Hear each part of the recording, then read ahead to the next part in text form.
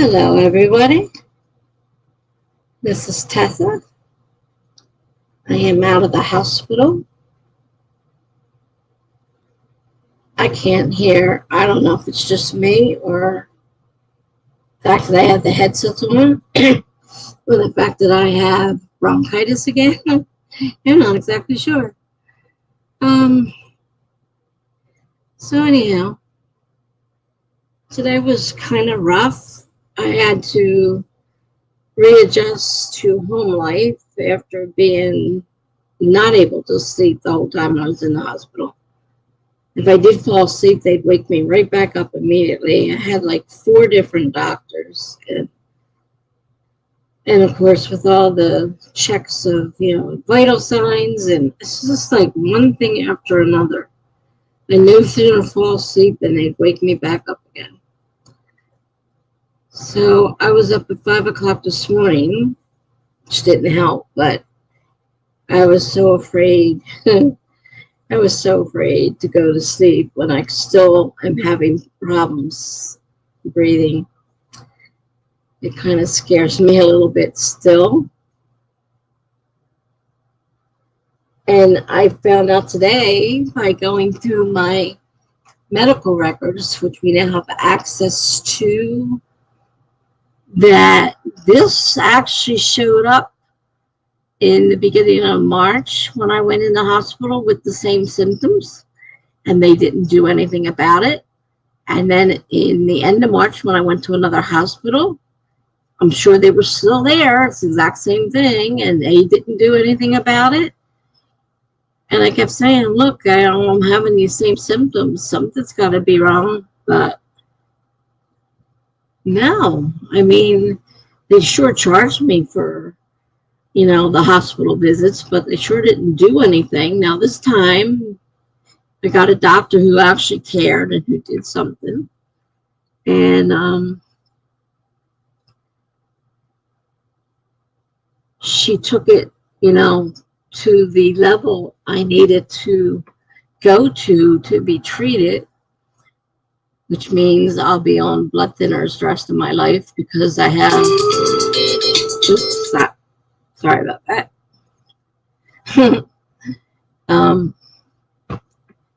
So yeah, blood thinners the rest of my life, right?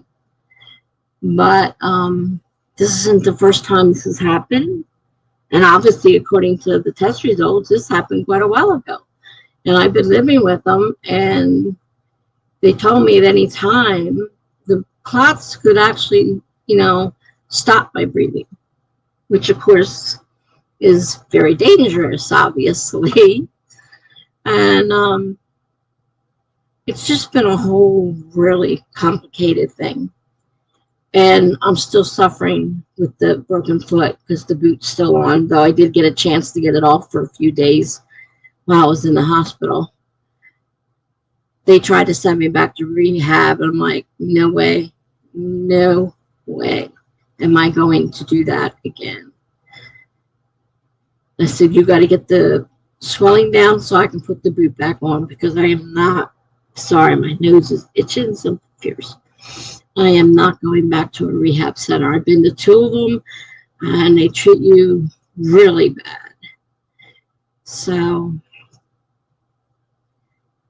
I'm a little disappointed to find out that they knew about this and ignored it, and I've been suffering all this time. That really, really bothers me. Which is why, one of the reasons why I just don't like doctors. I don't trust them. I mean, it's right there in black and white when I went into the test results. The last test was almost word for word what they put for this one. It's a CAT scan on my chest. And they said it probably started at my foot, which is why my feet are swollen. And then it moved into my chest. Well, it's been in my chest for a while. And that's a few months. And there's no excuse for that. People have just gotten so blasé about things, And these doctors, they're quick to get your bill out to you, but as for as what, taking care of you, forget it. So, I contracted bronchitis again. So if you hear me coughing, I apologize. But I can't do much about that at the moment because it's just so bad that I'm coughing pretty bad. And again, I came home and I had a huge pile of mail to deal with and a lot of bills that I had to call because I didn't really owe those bills. It's just so annoying. So I did get some, I didn't write in the hospital. And I don't think not even sure I visited anybody's streams while I was in the hospital this time. Because I just couldn't stay awake. I just kept falling asleep. So it was easier just to not do anything and just lie there and try to sleep.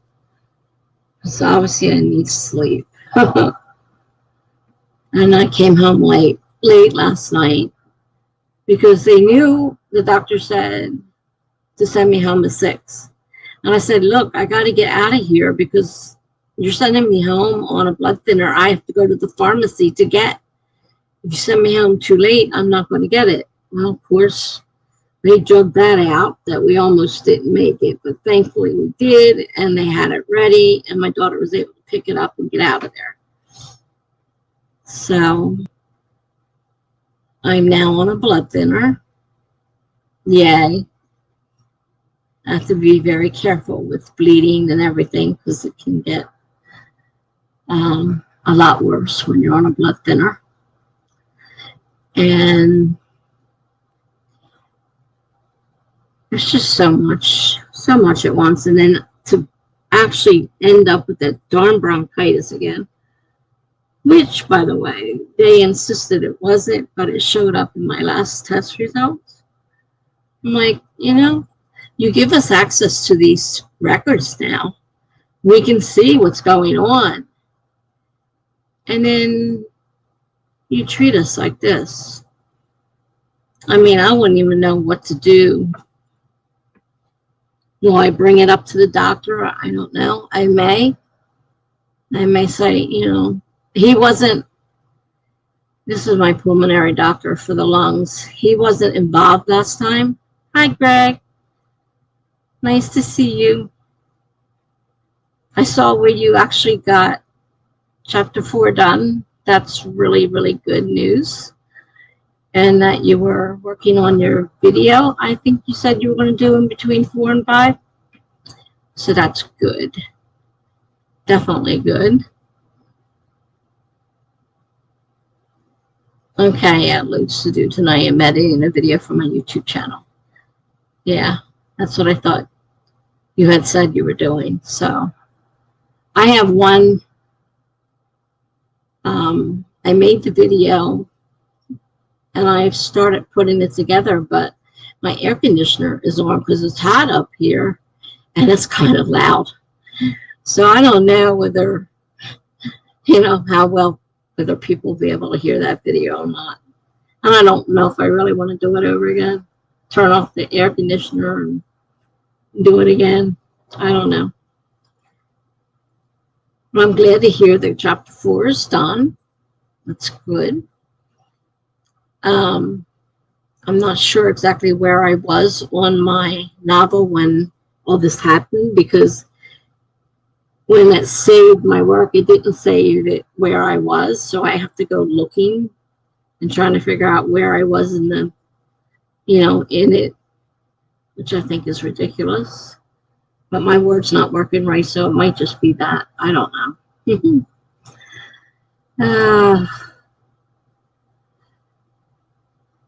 Always something.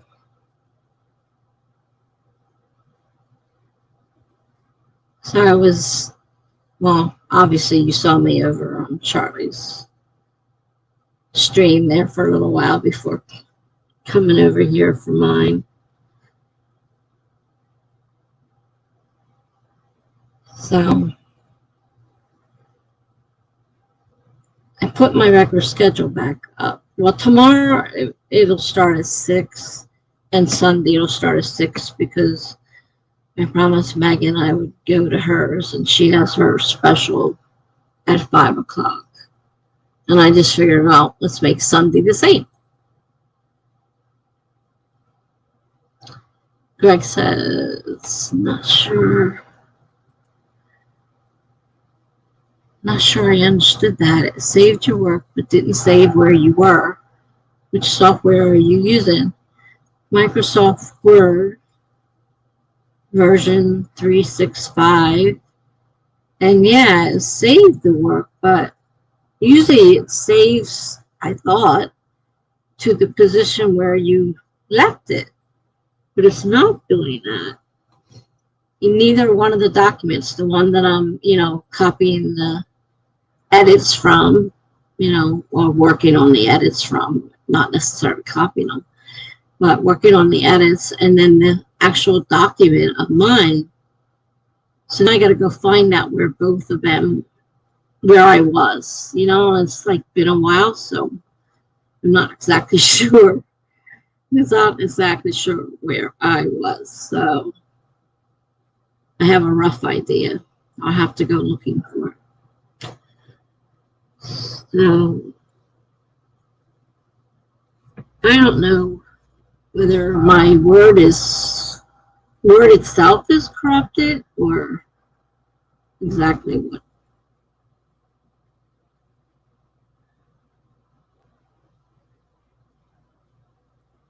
I was writing that way, but no, I'm doing edits and rewrites, so there's a document there that's being worked on, but it's not saving to where I was. So when I reopen the document for the next time, it starts over at the very beginning, and I have to search through it to find both of them where I was on there.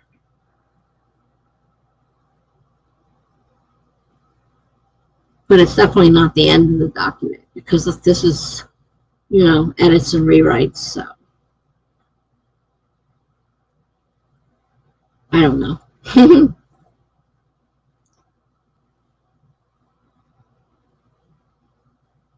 I was working on a few blog posts earlier,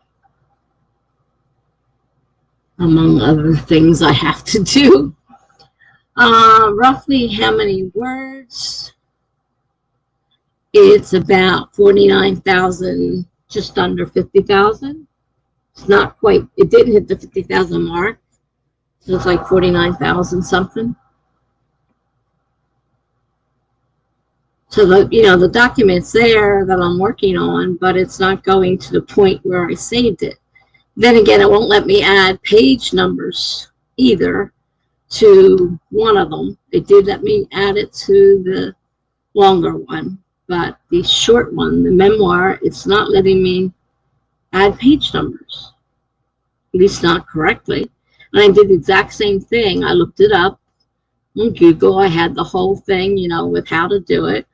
And I was able to do it on the longer version, but on the short memoir, nope, doesn't want to do it.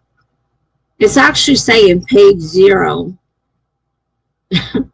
Page 0. Something is definitely wrong. Good thing I'm not trying to format this for printing purposes, because it's all screwed up.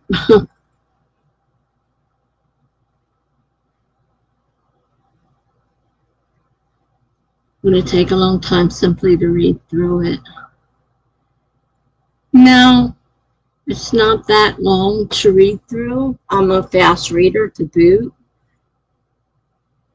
but I'm working as I go along and trying to do edits and corrections and rewrites, because there's some things I have to rewrite because I changed the story somewhat. So I really need to go back to where I was, not, starting I mean, obviously, I'm going to be starting from the beginning until I find the spot where I was.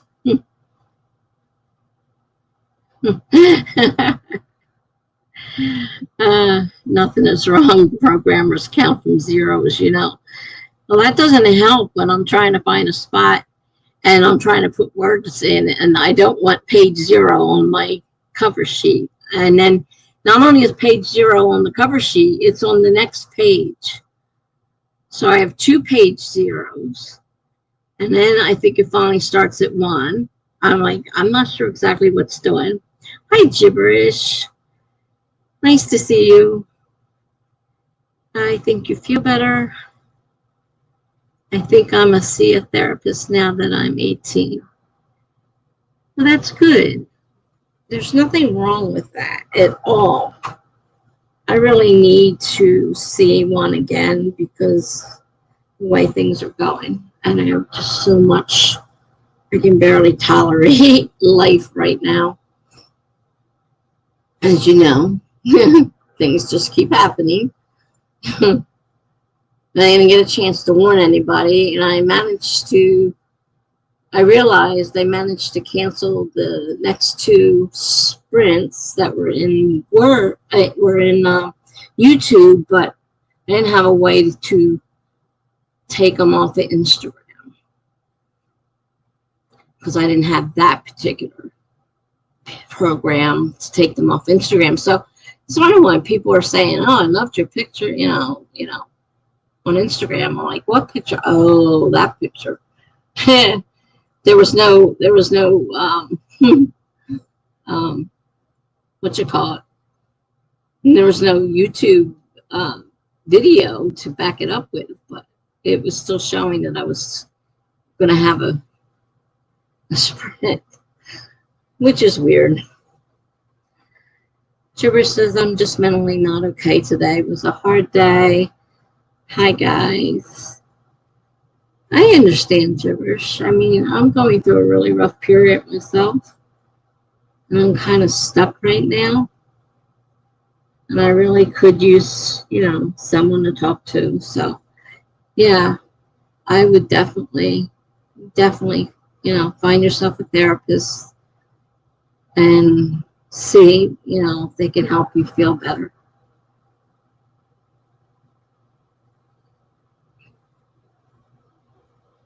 I mean, I've seen a lot of therapists over the years, and they've been helpful. Just right now, I don't have one. And the one I was seeing, I guess it's going a year and a half since I've seen her now. So, yeah, I've been about a year and a half without a therapist, and I really need one. I will be seeing my psychiatrist, and she does do a short session. Sure, Greg, we can get it started on a sprint. It's weird. My ears feel funny. I guess because between the air conditioner running and the headphones on, it sounds weird. But yeah, let's see. Here's my timer.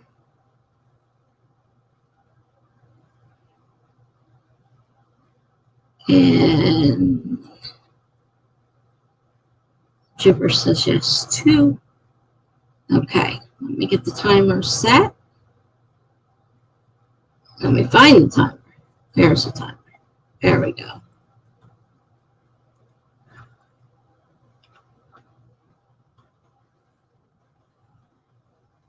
All right, we're going to start in 5, 4, 3, 2, 1, go.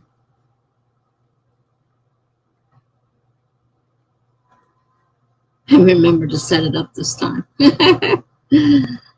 All right, I will see you guys in 24 minutes.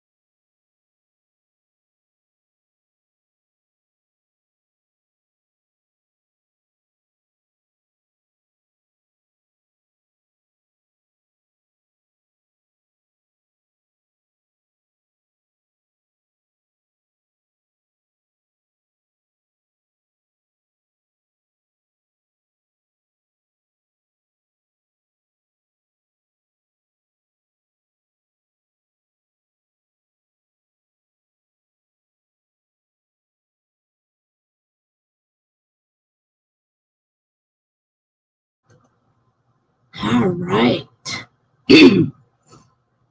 I am going through email at the moment, so I'm not writing. I have some really old email, and I'm trying to learn how to do the fancy lettering. So I'm looking into some of the pages on practice pages for that. So that's what I did. What are you guys up to? Sorry, my voice is so froggy. Can't clear it.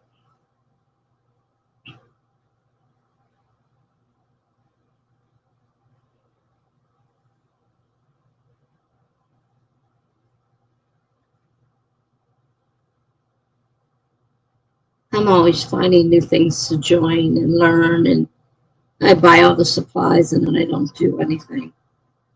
I bought like 120 pens. That was just one. Yeah, one case. I have so many pens, but I bought 120 of the brush pens for doing the fancy lettering. Oh my goodness.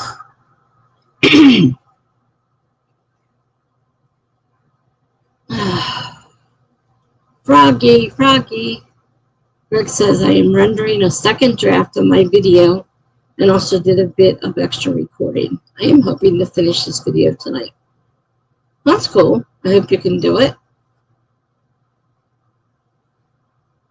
I don't know how much you have left to do, but hopefully you can get it done. I'm thinking I might have to redo that video because it's really loud. The air conditioner. It means turning off the air conditioner when I go to record it, which may not be tonight because I'm tired tonight. I'm still trying to catch up on my sleep. But I copied it over into the thing and I'm listening to it and it's like so loud. But it gets so hot in here that I may have to turn it off for a little bit. Man.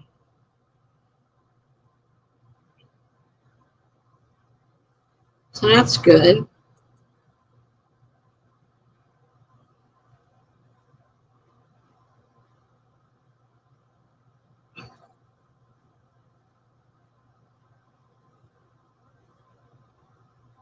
I'm sitting here.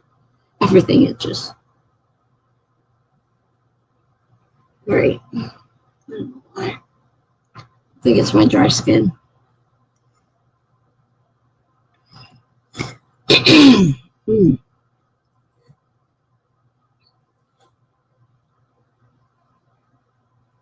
I tried talking without the headset on and I can hear a lot better.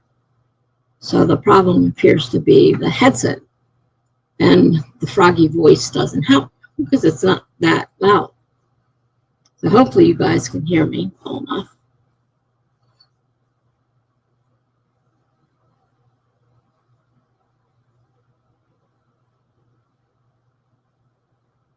I was going to write, but then I decided to go through some of this old email that's piling up. And I try to go through it when I'm in the hospital and get rid of as much as possible so it's not continuing to. Okay, great. I'm glad you can hear me. Because to me, I sound really funny and it sounds so low because of the, I guess with the headset, it's like, you know, making the sound low. And then my voice is not, to me anyhow, very loud. So then again, I have hearing problems to top it off. I don't have my hearing aids in.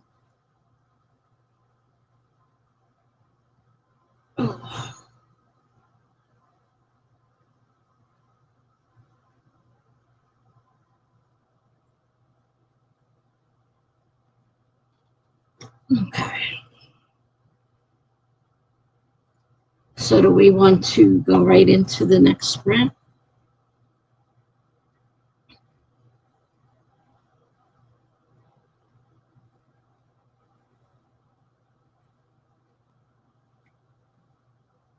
I mean, there's not much conversation going on right now, so it's not a need to stop and go through the conversation.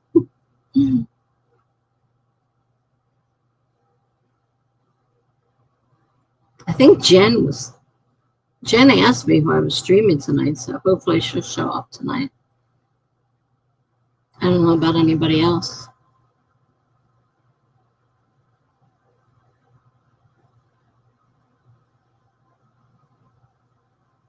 Okay, by small break, you mean a sprint so you have time to take a break, or actually just, I don't know, what, talk? I'm not sure what you mean by a small break. I mean, we don't have to start right away.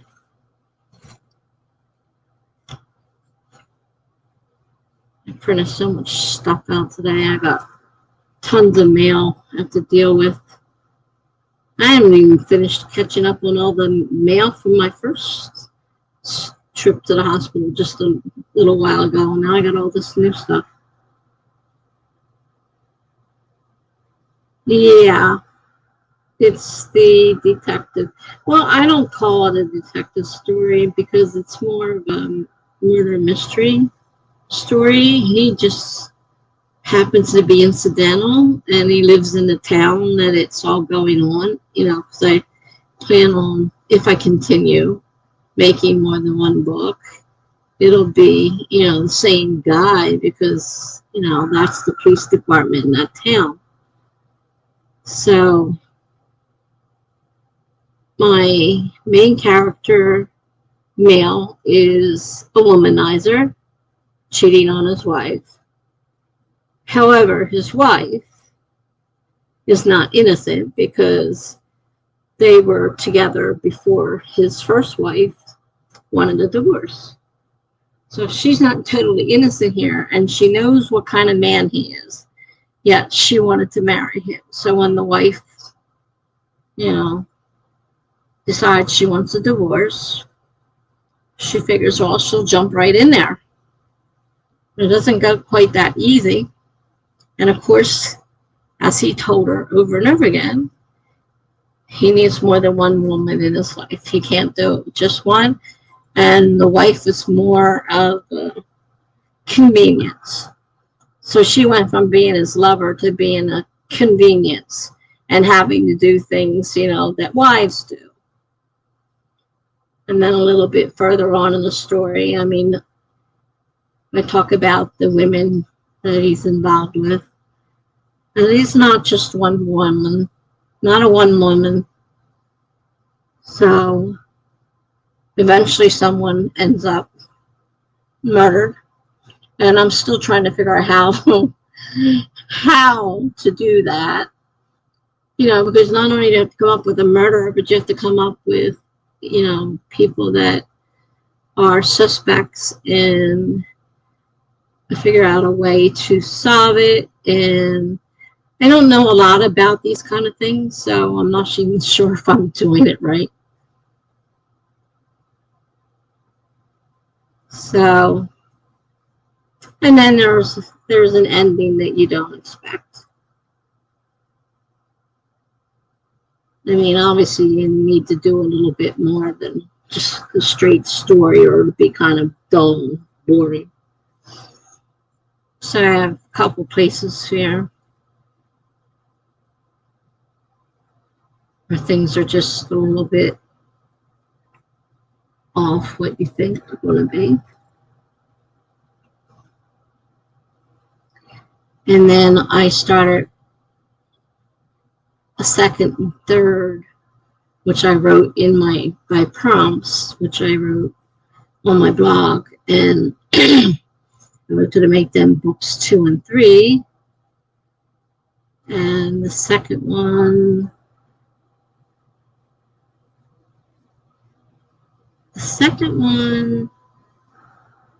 I haven't decided if there's going to be a murder or just a mystery. I haven't decided yet on that one. Because I originally thought of another story, and it started as a young adult romance and then happily ever after and all that stuff. I decided no, it's not going to be. So that one, I'm probably going to change from what I posted in my blog. And then the third one is, again, is it just a mystery or is it a murder? Haven't quite decided. You guys were helping me a lot with different things for the stories, you know, the kind of drug that was the one I think you were involved with, the drug that would mimic a stroke. And then, so instead of dying of a stroke, she was actually murdered. But I don't know. But these all, and that's just a few of them. There's a couple I have already written parts of in NaNoWriMo and tossed them aside, but I think I might be able to rewrite them and make them fit into the storylines, which is, of course, this small town. So I am trying to figure out how to connect the stories.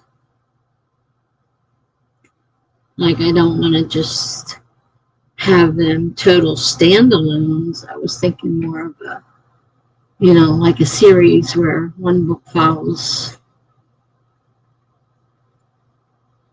kind of in a, but I don't, I'm not really sure what I'm doing. A little harder than I realized to do.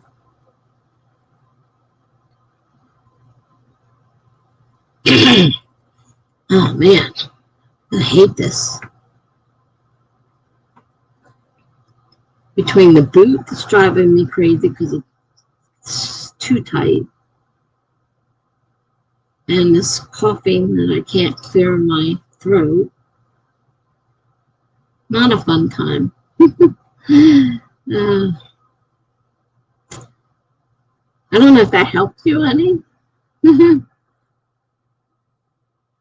Originally, I had 2 murders in that book, and I decided after reading a few things on writing mysteries that maybe having 2 murders was not such a good idea. So I decided to make it 1 murder and a person who's there but not resolved, so she can come back and, you know, do something else.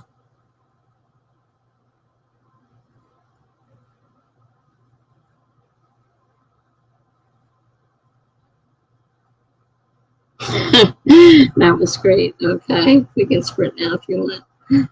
All right. Well, I'm glad you enjoyed that little side trip into my story. uh, Let me set the timer.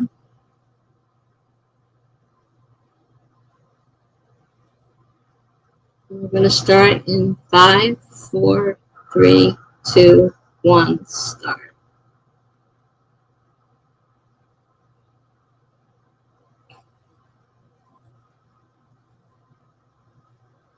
All right. I'll see you in 24 minutes.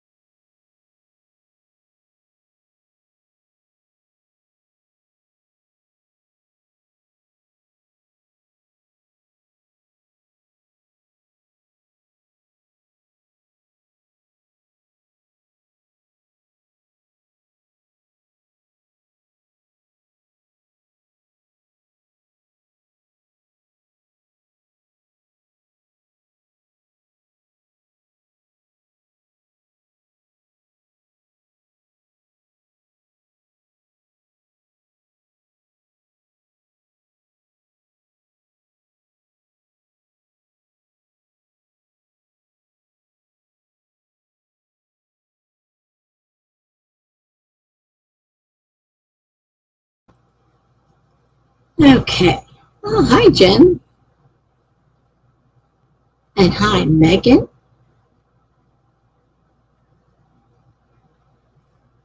Nice to see you both.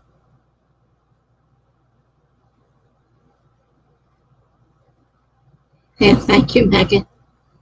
Right now, I'm having an issue between bronchitis, which I caught again. Just got over a case of it, and now it's back. And the boot being so tight on my foot is very uncomfortable. And I don't know if it's healed completely or not. I've got it loose. I have to be very careful walking on it. But it's so tight.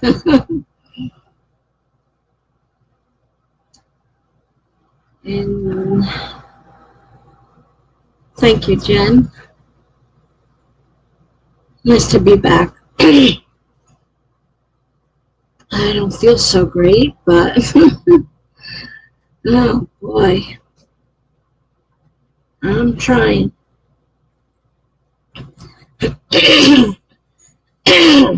Oh, if you can't hear me, I'm really sorry, but my voice is getting really, really scratchy.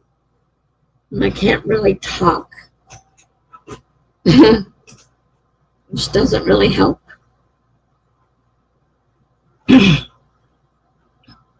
I've been taking Mucinex and something else that the hospital gave me, but it's just getting worse. They were giving me a steroid, and then they decided no, because it was making my blood sugars too high. But that's kind of what you need to help clear this up is steroid. But they refused to give it to me. They gave me 2 doses, and my sugars, of course, rose. And then they said, no, not going to give you any more.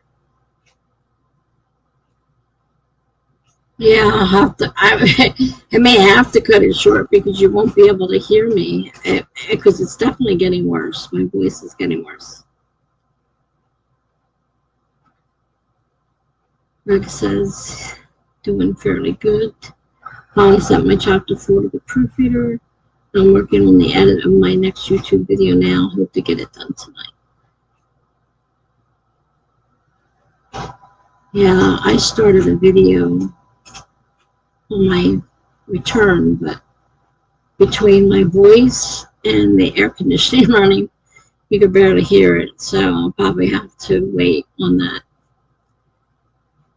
I don't know if I become totally voiceless, I'm going to have a problem. I mean, like I can text, my kids, but can't text the doctor's office if something, if it keeps getting worse. You need to be careful with steroids. They are the real levers and pulleys of the body. I don't like using them because of what they do to my sugars, but in order to properly clear up what's going on, I kind of need them. So I don't know how well this is going to go, but my voice is getting less and less as time goes on. So I'm having a little bit of struggle there with that. And I don't know what else. I don't know what else to do, and I hate to keep doing that because that's very distracting.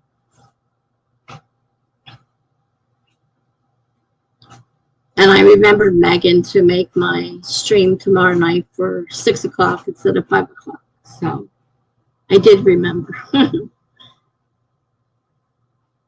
I figure I'll just make Sunday the same. Of course, if I can't talk at all, then I may not be doing anything but listening to videos. Oh, gosh.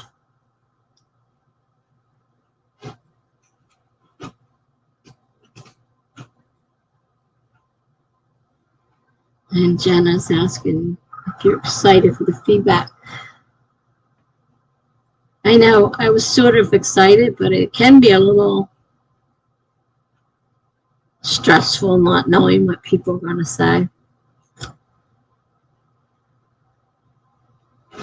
Greg says I did invest a bit in a cardioid microphone. The things about those microphones is that they record primarily in front of them and very little of the surrounding noise. That might be something that would help right now because the air conditioner is behind me. I don't know how much of it you can hear, but in the video picks it up very loud and pretty much covers up the sound of the talking. I'm with my voice so low because of the, I can't clear it. That doesn't help either. I don't know what kind of a microphone that is.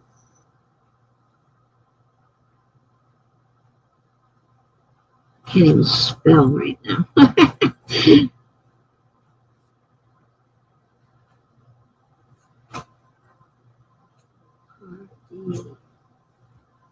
Wait.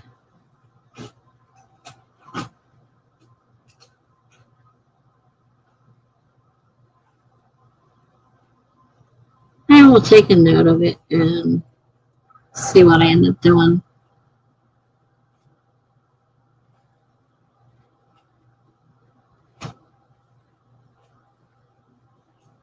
Cannot wait to get her feedback.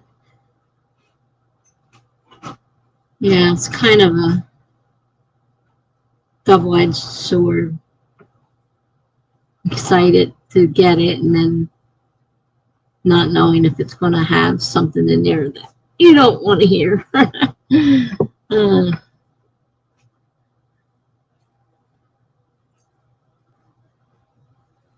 I mean, most of mine was pretty good, but there were some things in there, and they were true. I mean, I really needed to fix certain things that I know I do.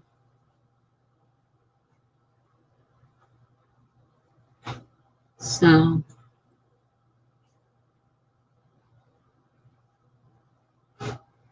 yeah, I already planned on this being a shorter one tonight because I didn't get much sleep in the hospital and I didn't get much sleep last night. I was up at 5 a.m. this morning. So, definitely don't expect to be real late tonight. That's for sure. Greg says he's been lucky that my proofreader really seems to like my work. That definitely helps because you want encouragement, not someone putting you down. For sure. So that's good that she likes your work.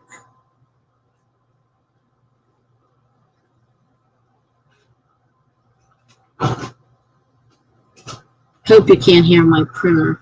It's printing out something right now. It's not, well, I can't hear it. But I got headphones on, so I don't know how loud it is to you guys. Hopefully not too loud. I got stuff printing out.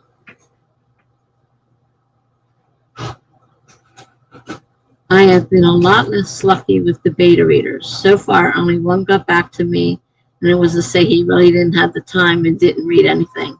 Oh, gosh. I'm sorry to hear that. I know you were talking the other day about not hearing back from any of them. I wish people wouldn't say they would do it and then not do it. If you can't do it, don't say you're going to do it. That really sucks. Janice's beta readers are tough. I had one and then she kind of disappeared. Well, I had several, and I did find where some of them did get back to me that I didn't know about. But yeah, it's really hard to get someone to do it. I mean, I even sent it to my best friend, and she did a couple of things. I don't think she did much to it. because I know she likes to read that kind of stuff. And I thought, you know, even though I was afraid, I knew she'd be pretty honest, brutally honest, maybe. um, but I'm not sure. I have to go back and check the document to see how much she actually did do. Or if she just did the first few paragraphs, because she made a comment about the first few paragraphs. Well, I can hear better with that off my ear. Huh, that helps. Hard for a lot of people to say no. And that guy did warn you ahead of time. Ahead of time, you might not have the time, so it was no surprise for you.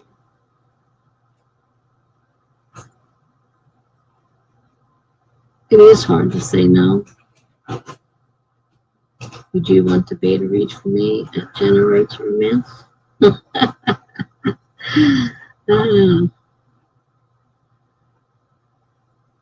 I promised somebody, Melanie, and then I went in the hospital and I'm like, how am I supposed to do this?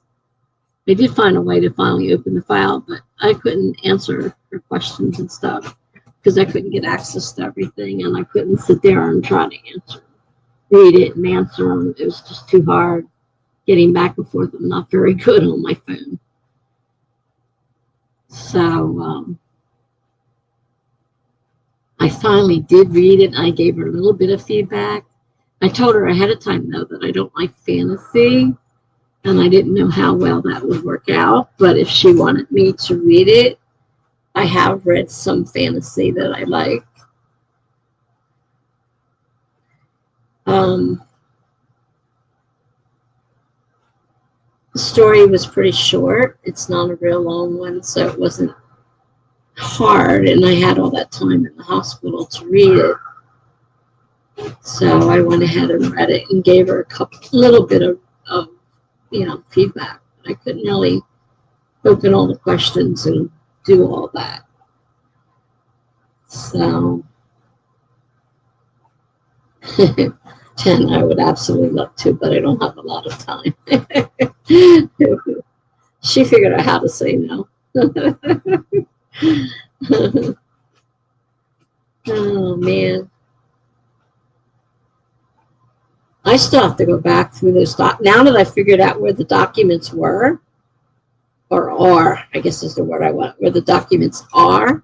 I need to read through them because the stories change. So on some things it won't be, oh man, now I got an itch in my foot inside this boot. I don't know if I can get this down here or not without getting it stuck in there. I can't get it down. Itches. Oh, wow. I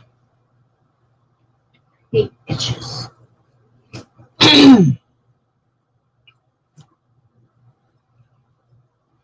So yeah, beta readers are hard. And they say if you're lucky if you get a small percentage of the people you ask, and if you only ask the few, then the chances are you're not, you aren't going to get too many. Did you look at what were you looking at? The stick I have? That's my dressing stick. I guess maybe it did show up. Yeah, I guess it does. It's got a hook on one end and then a different kind of hook on the other end. And this is how I have to get dressed because I can't do it myself. And so the hook will pull the clothes up over the boot. It's a little difficult, but I have to learn how to do it because I don't have my aid anymore. And that used to be, what she did. So without her, I have to do it myself, and it can be very difficult. Dangerous and funny to the extent they can go together. Well, that's it. Trying to stick something down inside the boot and not get it stuck. Because, if I get it stuck out here and I have to pull the boot off, I'm in trouble because I won't be able to get it back on and I won't be able to walk. And then I'll kind of stuck in a spot where, I can't get the boot on and off myself. And I don't have it on correctly right now. I had to pull my foot up because it was so tight around the bottom.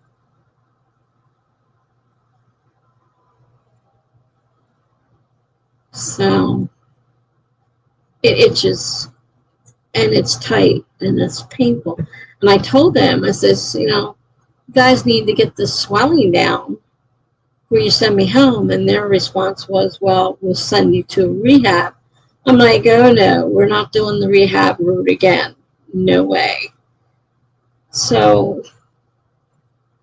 I've got 1 week and how many days? 1 week and about 2 days still to wear this thing.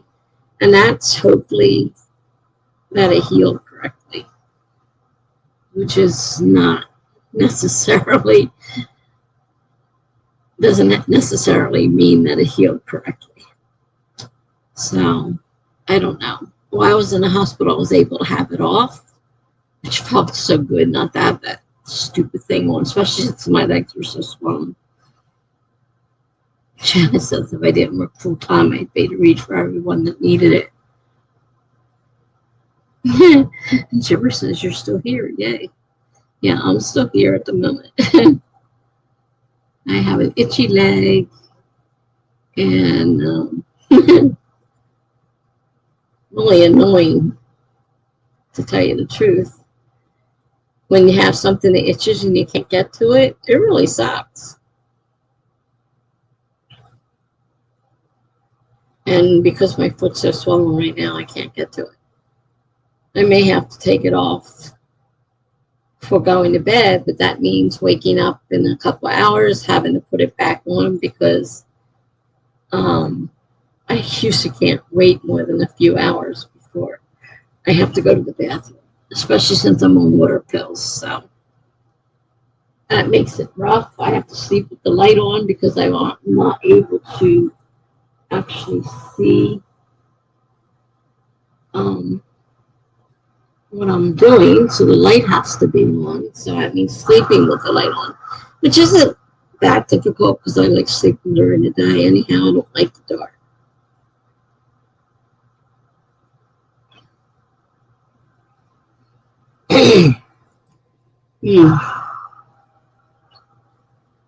Okay, should we start another sprint?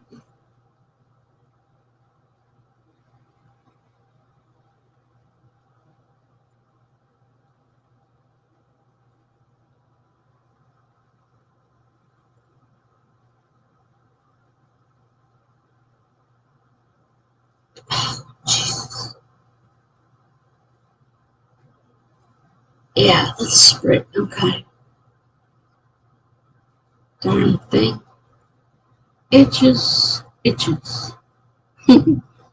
Gonna be in my conversation tonight. It itches. Oh God, it itches. All right, let me set the timer. 25 minutes starting in 5, 4, 3, 2, 1, go. All right, it started. I'm now signed up for 2 sprints next weekend for the next weekend? Yeah, it's next weekend for the worldwide write-a-thon, and I just signed up hopefully for the 3rd one. She said I could. She still has openings, so I'm going to go ahead and let her know that I'm still looking. Because I like doing that, so that'll give me 3. They're some of the, they're during normal times when I'm awake in the middle of the night, some of them. I think 2 are during the times I would normally be awake, but right now my sleep schedule's really weird.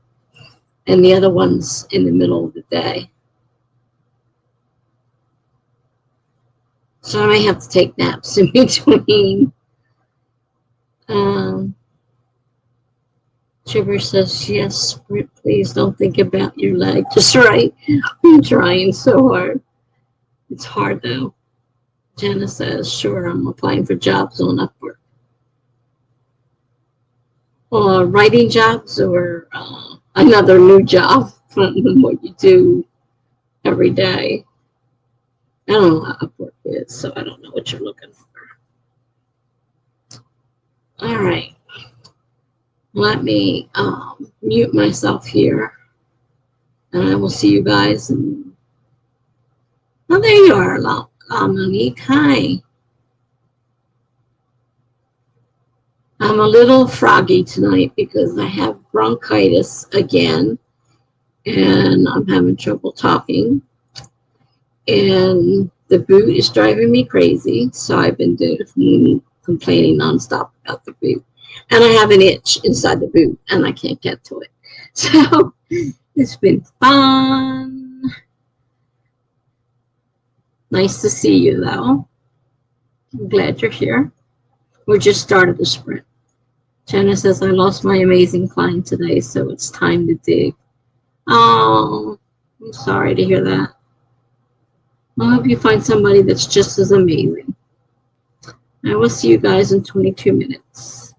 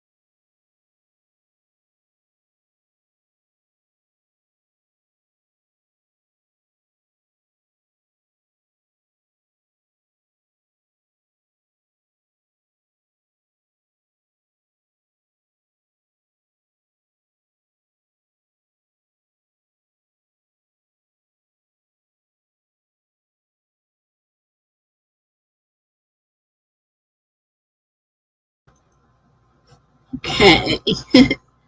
I was busy downloading and printing out hand lettering sheets. I'm trying to learn how to hand letter. So, again, I'm procrastinating. I don't feel like writing right now. And let's see. Jenna says, "Hi, Nala Monique. I'm dealing with it, but also trying to write and publish my own stuff at the moment as well. Maybe it's a blessing. It might be. It's telling you to slow down and do your own thing." Monique says, "I know that feeling. I had a hard time juggling both last year." Well, you've been wanting to write your own stuff, so this gives you a little extra time to do that. So yeah, it could be a blessing.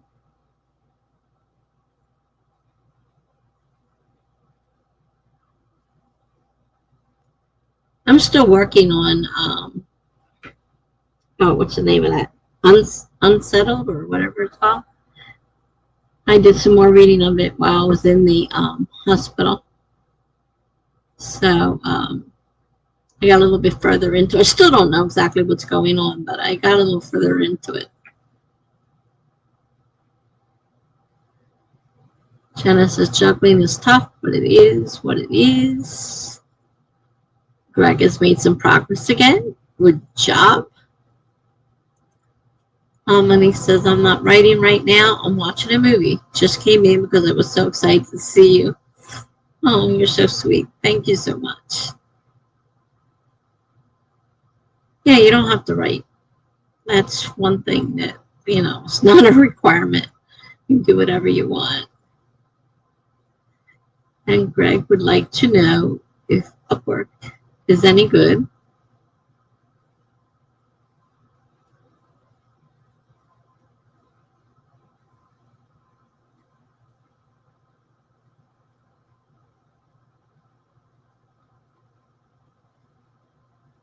I wasn't sure if I was going to have to cancel earlier. My voice is clearing up just a little bit. I don't know whether the medicine's finally taken hold or what, but it's not as froggy as it was. It was really bad there for a while. I could barely talk. I'm like, this is not going to work.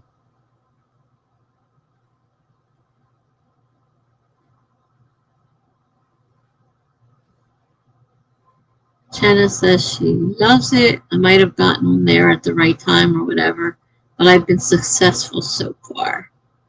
That's cool. Hopefully you'll find another perfect job for you.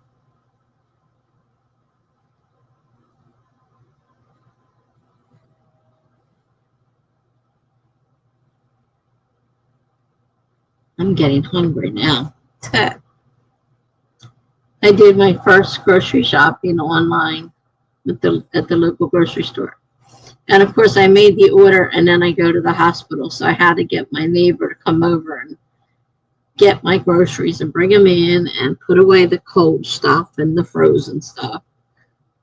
And I said, you might as well take some of that stuff with you because I don't know when I'm coming back and it doesn't last that long. So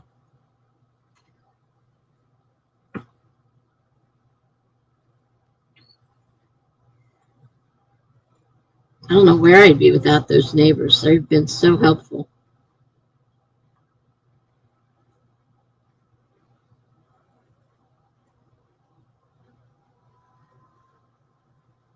I'm surprised the one next to me, the one that drives me crazy, hasn't been over here. Then again, maybe they didn't tell him I was home. Give me a break. Uh-huh. Normally he's knocking on my door for all kinds of stuff for him, it's all about him. He does it a little bit for me just to make it so that it's not totally all about him. But it's basically about him.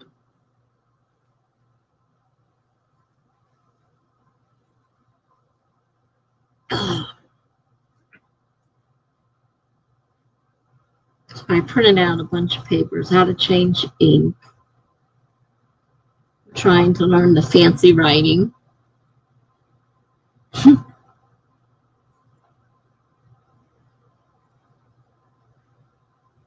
Well, thank you, Lamanique, for welcoming me back, and enjoy your movie.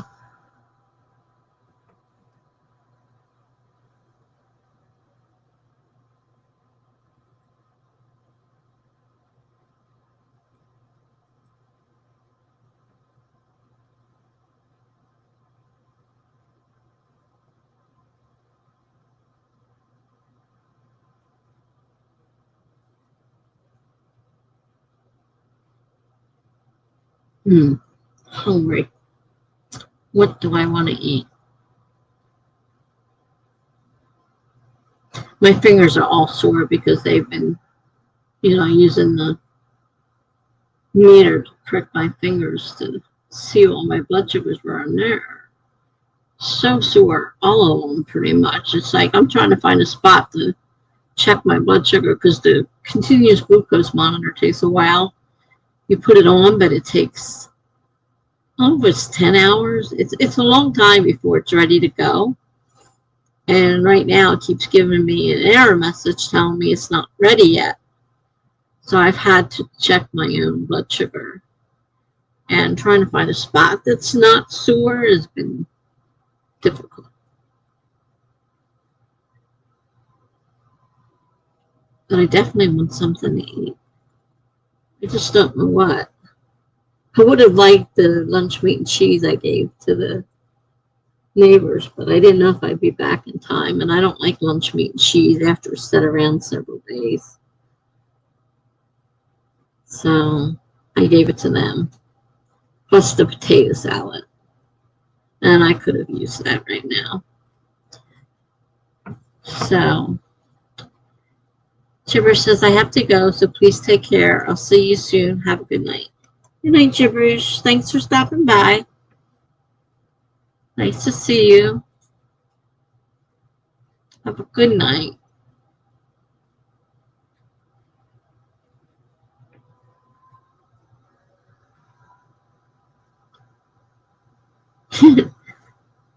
Jenna says, I also didn't necessarily plan to go straight back then. To brag, I just sort of fell into it. Really? So you didn't plan it. Interesting.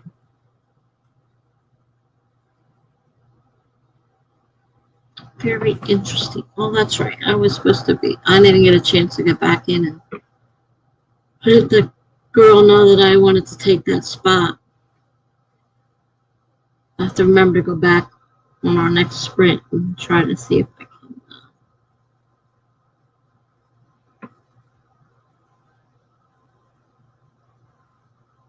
get a spot. It's like 2 a.m. to 4 a.m., something like that. I wrote it down somewhere, but I don't know where I wrote it. Where did I put that? Oh, maybe it's up here. 2 a.m. to 4 a.m. on Sunday. And on Saturday, I have a 5 a.m. to 7 a.m. and a 5:30 to 7:30 p.m., both on Saturday. I don't have any on Friday. Saturday has 2, Sunday has 1. And these are people I'm not really familiar with. A couple of them I know, but most of them are all strangers. Greg says, I had never heard of Upwork until you mentioned it.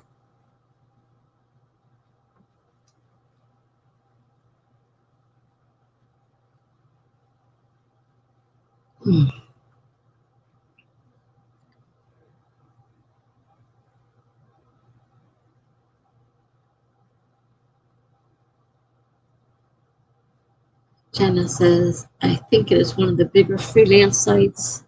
They do charge fees and stuff like that, but it's all a tax write-off at the end of the year. What happened there? Are you going to blame that on your cat?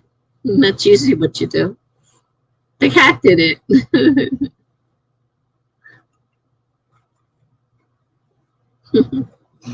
Hmm.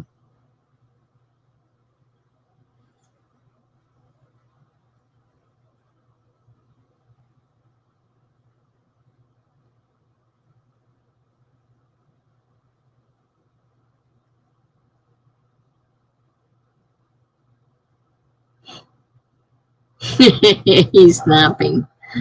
Uh, I guess you did it then. uh,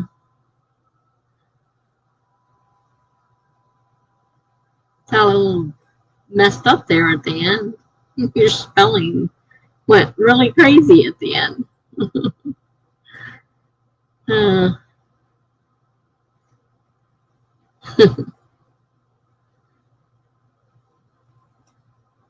he's taking a cat nap.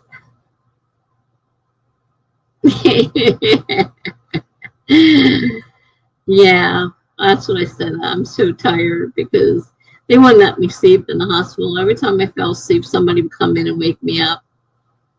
Except when the food came, and then that person just dropped the tray off on the table and didn't say a word. And it's like, great, my food's cold now, thank you.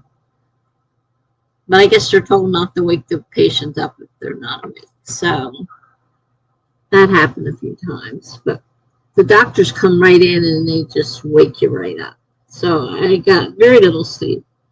And then I went to see, I think I went to bed early last night, but I was up at 5 o'clock this morning and I've been up all day. So I'm a little tired because it's still, tell my daughter, I says, it's a little scary because I'm afraid I'm going to stop breathing because I'm still having breathing issues. And, with the pulmonary embolisms, they can block off your breathing and actually kill you, which is a happy thought. And so I'm a little afraid to go to sleep. But I have to go to sleep.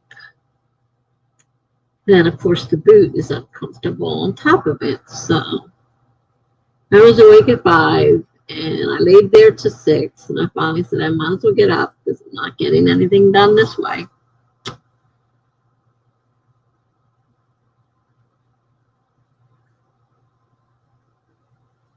That's for sure. Trying to think, what do I want to eat? I don't feel like cooking right now, which means junk food, which has been basically all I've eaten all day is junk food.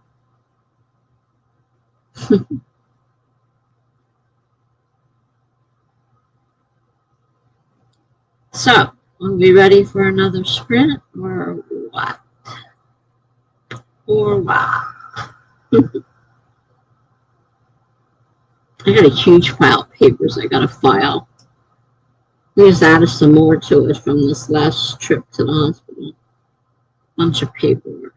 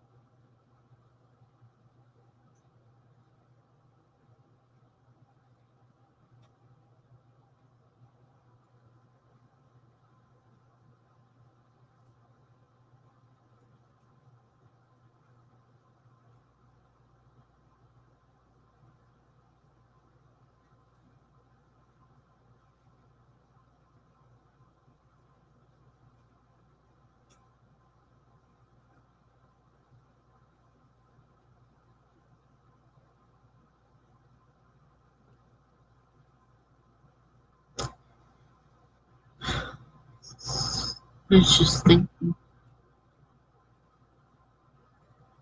So you guys want to sprint?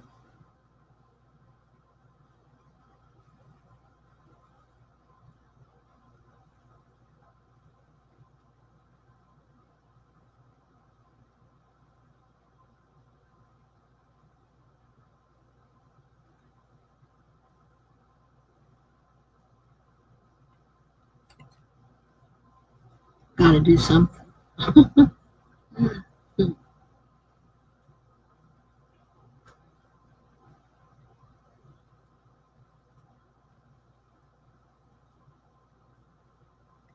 Okay, great. Itchy ear, itchy ear. Set the timer. 25 minutes starting in 5, 4, 3, 2, 1, start.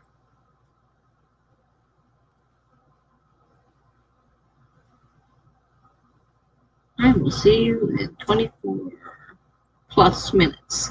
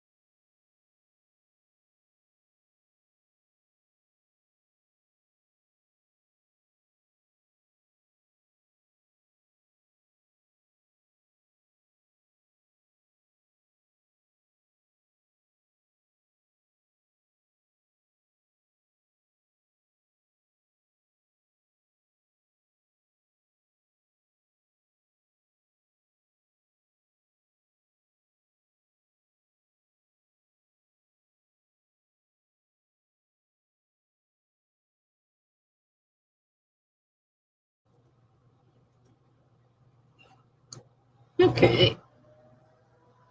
Well, I went and got something to eat. My sugar was starting to drop, so hopefully I didn't put too much insulin. I didn't put any in. Did I put insulin? Now I'm not. I can't remember if I put insulin. Yes, I did. Hopefully not too much.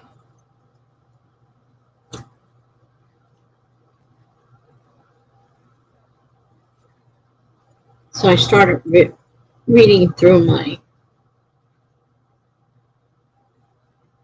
book one, trying to figure out where I was when I left off. By the time I find it, I'll probably end up writing for the night. So how did you do?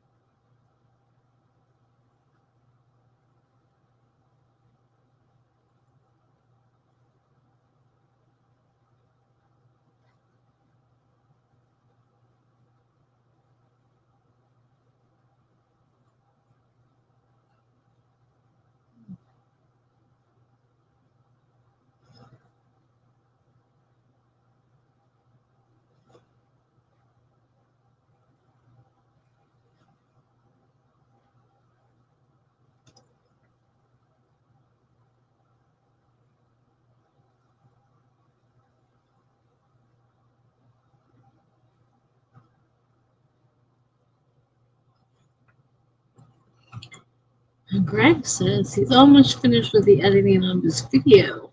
Still loads to do, like thumbnail and other stuff. Cool.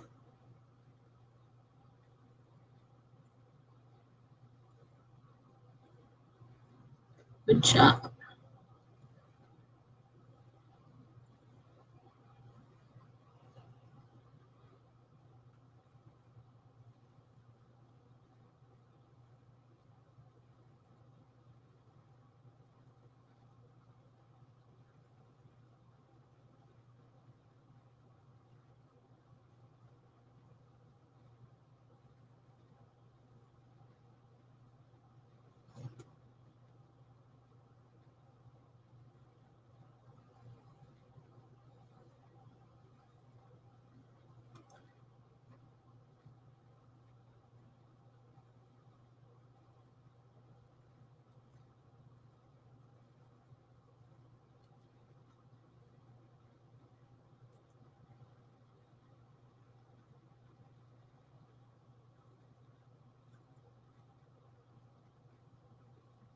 I'm still hungry. That didn't help much. Still hungry.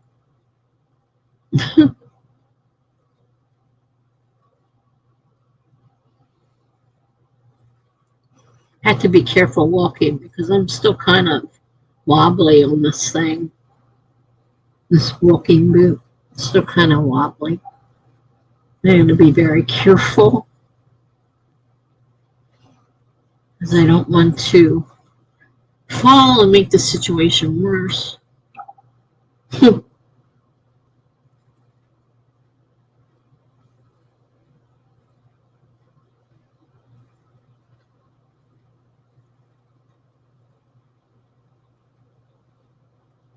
you do, Jenna?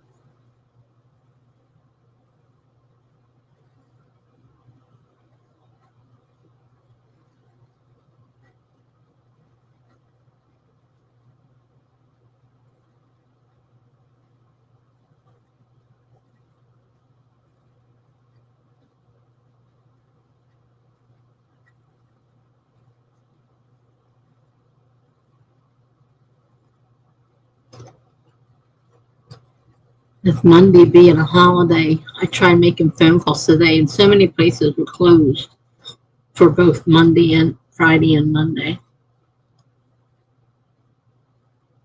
So I called one doctor's office and they said answering service. I'm like, answering service? Are they closed today? They said, yep, until Tuesday. I said, man, they took a long weekend.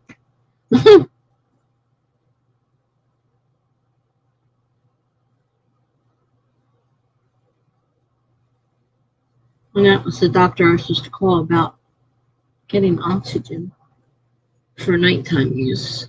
I don't qualify for daytime, but I do qualify for nighttime. At least I did with the first test. With my luck, the second one won't show the same thing as the first one did.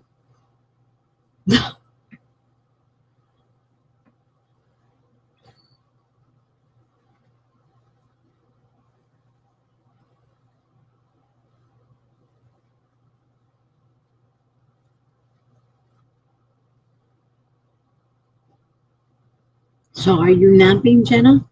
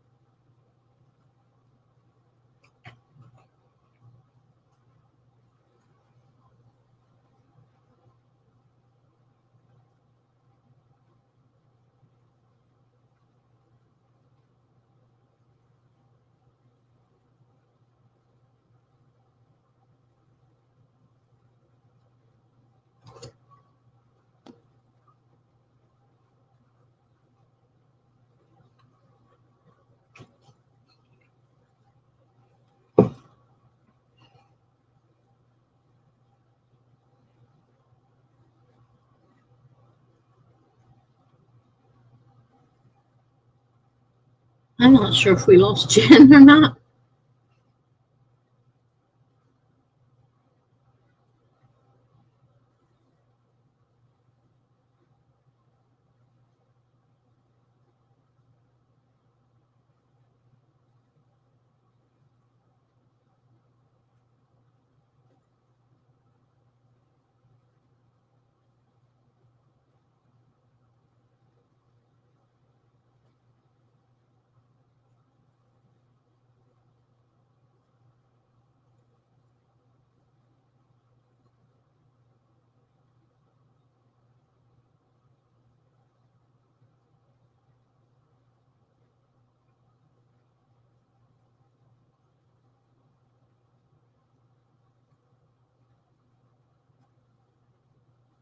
A little too early for our daughter to be going to bed.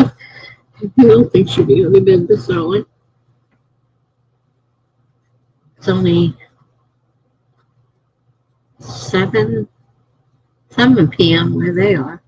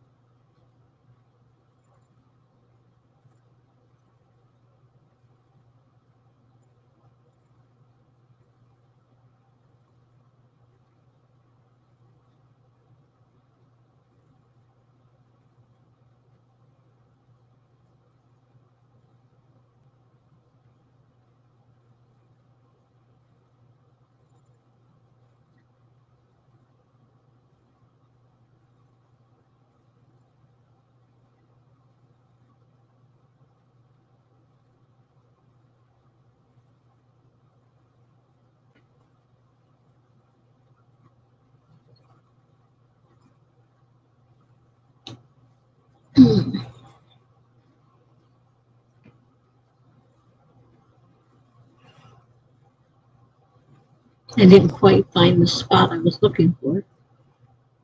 And I'm finding Grammarly's giving me error messages. I'm like, I thought you were done. Why are you giving me messages now?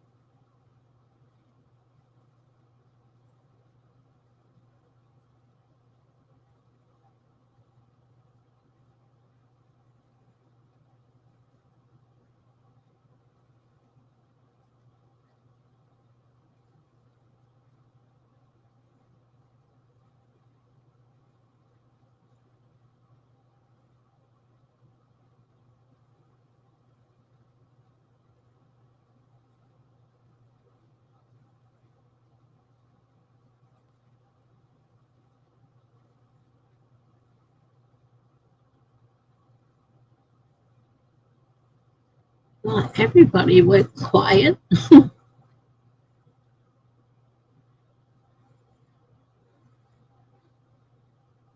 Did we want to do another sprint?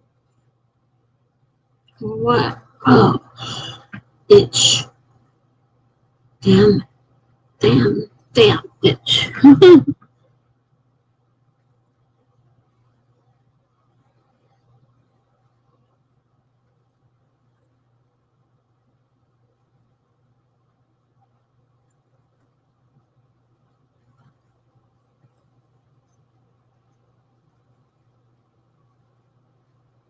Greg is here and working hard. That's good. I guess I'll start another sprint if you're already working. I'm not sure what happened to Jen. Lost her at the timer. 25 minutes starting in 5, 4, 3, 2, 1, go.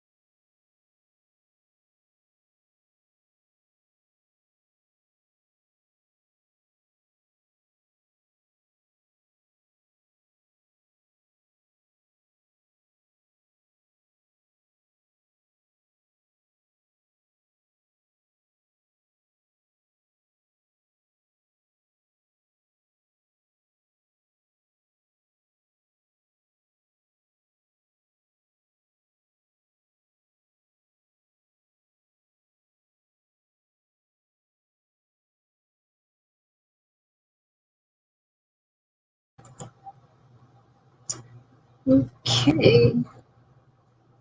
There's Jen. She was watching a movie. I was trying to do some of this lettering, but this pen doesn't want to work the way the other pens work. I don't know if it's a defective pen or what. No, I'm not using the wrong side. I'm using the right side. I don't know. I don't know what it's doing. So how'd you guys do?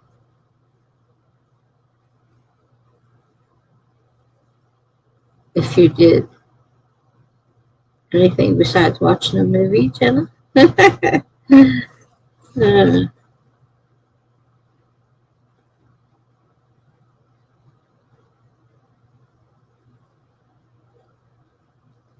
whole time I was in the hospital, I was watching Restaurant Impossible. I love that show. So I was binging on it since I have Discovery Plus. All kinds of shows. That's the one I was binging on.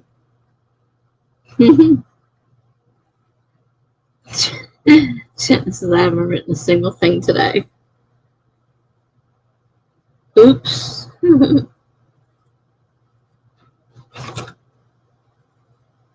This isn't really helping me much because the letter, it's thick. Whether I do it thin or thick, it's thick. I'm not learning much in the way of letters. I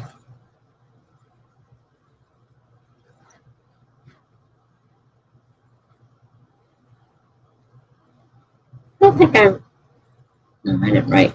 Did I write anything today?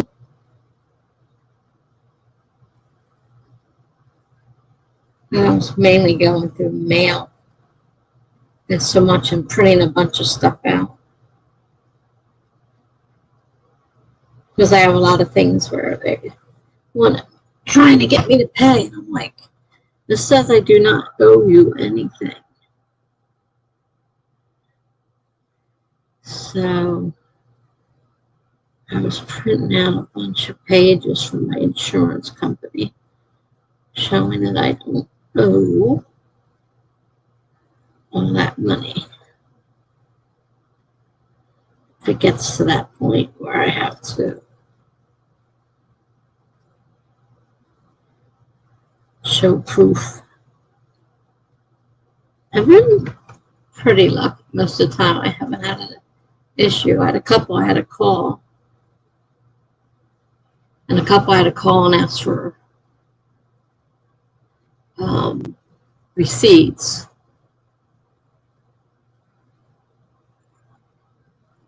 So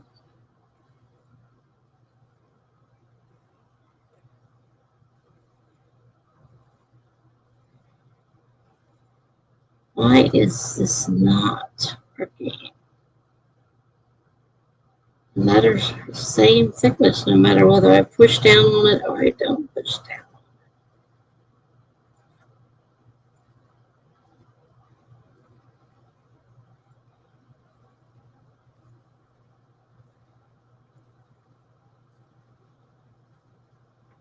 I don't know if this is the code calligraphy or not. I'm trying to learn how to handwrite.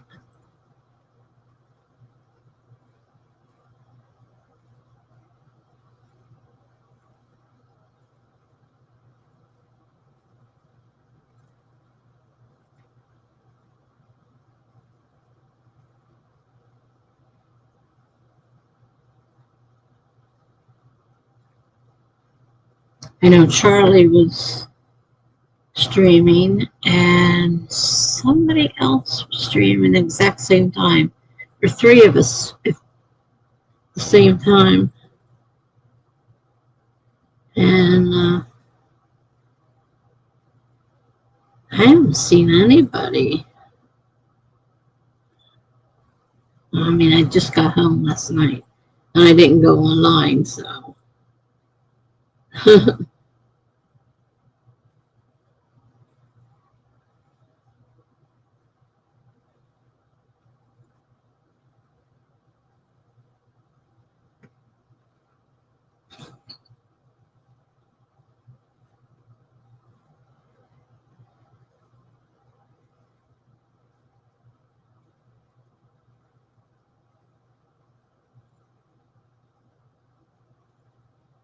Greg says I'm doing what I hope is the last render of my video.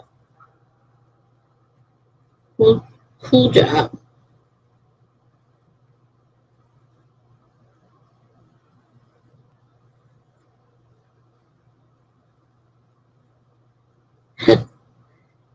I'm practicing letters with a pen that's not working. It's supposed to be thick and thin. And it's just doing thick. It's not doing thin. No matter how light I press on it, it's dark. I don't understand.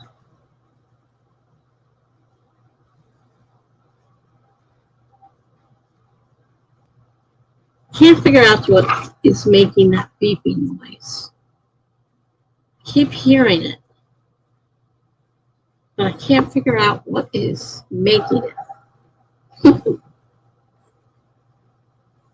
don't know if you guys can hear it or not. Probably.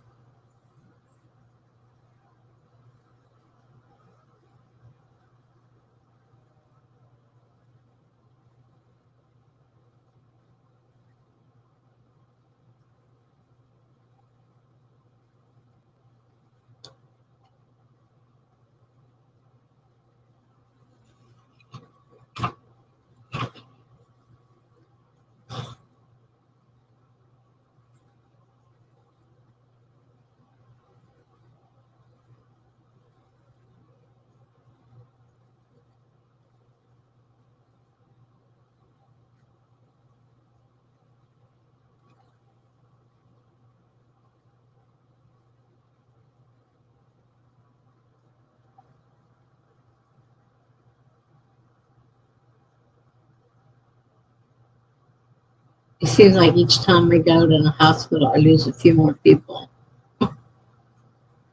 Not much I can do about that, though. When I'm not around, they find somewhere else to go, and then they end up staying there.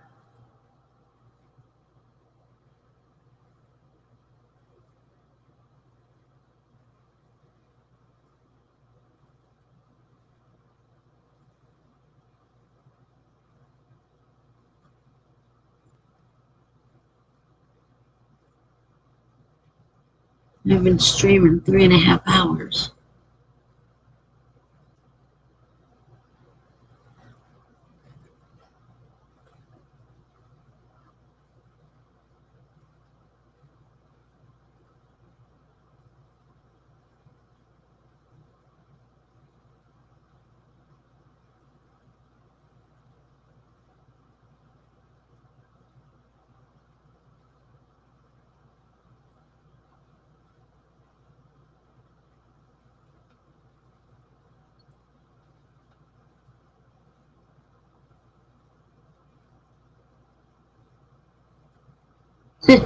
Longer than I thought I would, too. Because when I first posted that message up there, I'm thinking, I'm not even sure I'm going to make a half an hour. That felt really awful. Really, really awful. But the cough medicine's taking effect, so I'm not sitting here hacking up a lung. I'm a little tired. I haven't been sleeping.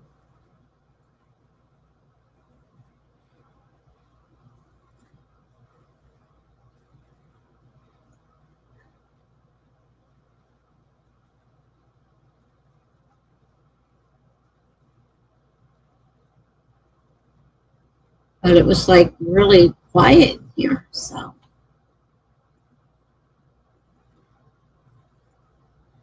Really, except for you and Greg and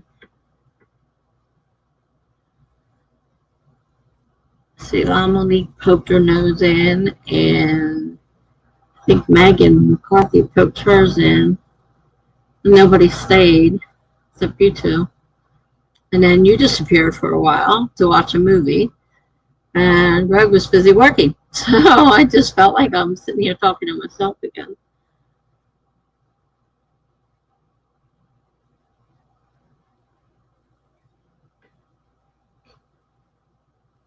Yeah, he was. I was over there till mine started. So, and I didn't really get anything done, really. I was over there, but not really getting anything. I just didn't have any oomph. I really am tired from that hospital stay. It really wore me out. It's like every time I fell asleep, they were waking me back up, and it was so annoying.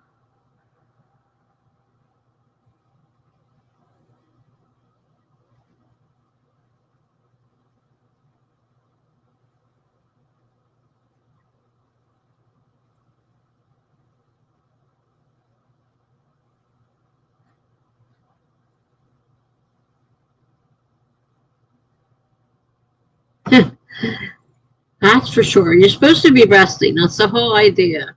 But there is no rest in the hospital. You're right about that one.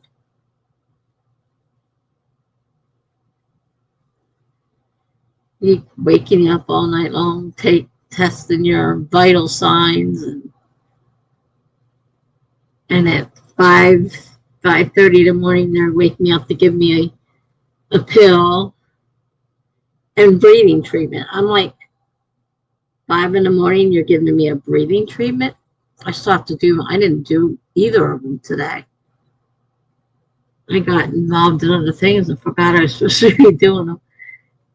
But and then late at night they come in. I'm like, what in the world are you guys doing? I need to do this during the day, not late at night and early in the morning. Yeah, I had my own room. It's an old part of the hospital. They're building a brand new. Um, I don't know. I don't know how big it is because I haven't really looked at it lately. But they're building a brand new section, and they're all single rooms. Because they said something about, I don't know if it's the governor or if it's a federal law, but they said that you now have to have single rooms in the hospital because there's too much infection, when you share a room. Because I went into the hospital years ago, and the lady in the bed next to me was coughing something fierce, and they were giving her cough medicine. They couldn't get her cough under control. So for a week, she's busy coughing up a lung. And by the time I was ready to go home, I was sick with whatever she had. So I had to get out of the hospital. Next day, I'm in the urgent care. Like, I just got out of the hospital. The woman was busy coughing the whole time. So her germs, eventually got to me. So now they said that they're going to start making it so that everybody has a private room to help keep, especially now with, of course, COVID, keep everybody separate. So I was in this little teeny tiny room that was made for two people. And I mean, it was tiny. And there were two beds in there. I mean, they barely had room to put the tray table and a chair around my bed. There was no big cabinets for closets or anything like that. They didn't have any. Is there a small table? There may have been a small bedside table, but it was a super, super small room. Really tiny.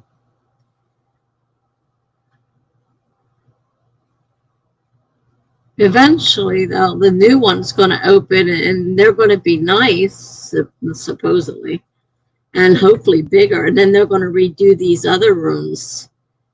At least that's what the girl said. Remodel them and make them one room. Because right now, like I said, there were two beds in there, and two tray tables, and two little tables, and a couple chairs. And there was just no room to move things around. I mean, they were really small rooms. And two people in there. That was ridiculous. But there wasn't two. There was just me in there. When you had your daughter, there were 5 or 6 of us in a room. It was a bigger one, but there was no room for anyone to visit. Now, I didn't have that happen. My mother talked about the rooms. Her mother, considerably older than me, obviously. She said that they had huge, rooms with a bunch of people in there, 6 to 8 people in the room. And I'm like, really? I mean, they had stopped doing 4 people in a room by the time, I came along and needed the hospital. It was 2 to a room. But now they say with the problem with infections and stuff, they're going to just 1 in a room, which is fine with me because that way if I'm not tired and want to stay awake all night, I don't have to worry about the roommate, or if I'm busy snoring, I don't have to worry about the roommate. So I really like the idea of having private rooms. So they're busy. They're busy building onto this hospital, making it bigger. They just put a big parking garage up too. Let's see. Greg says as soon as this render is done, I can start uploading. Very, very keen on being done with this video soon. I can imagine. It has been almost a month since I uploaded. I usually upload every 2 to 3 weeks. Jenna says it was horrible. The babies all cried at different times and I got no sleep. Oh, gee. I'm thinking, when I had my babies, I had them in a military hospital. 2 of them. The last one wasn't. And the last one, I had a roommate. But I think the 2 girls, I don't think I had a roommate in the military hospital. Greg said, of course, I went through a move since the last upload. I don't know if I mentioned the move here yet. I don't think so because obviously I haven't been here much in the last, 2.5 to 3 months. I haven't been around too much. So I don't think, or maybe you did briefly mention it, but I don't think you went into detail about it. Jenna says a lot of our hospitals in my town are on the newer side.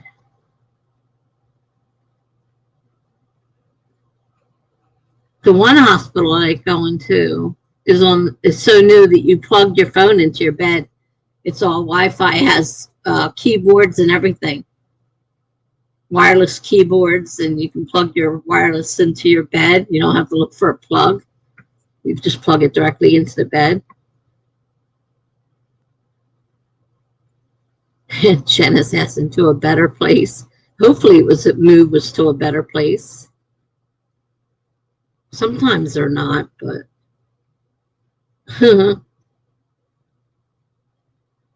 I'm still waiting to see when I'm going to get a assisted living place. She called me last week before I went in the hospital and said that there was 2 places.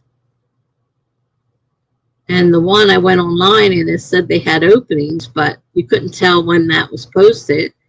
And the other one wasn't built yet, so you could get hopefully on a list and then get a brand new place. I'm like, well, that sounds like a great idea.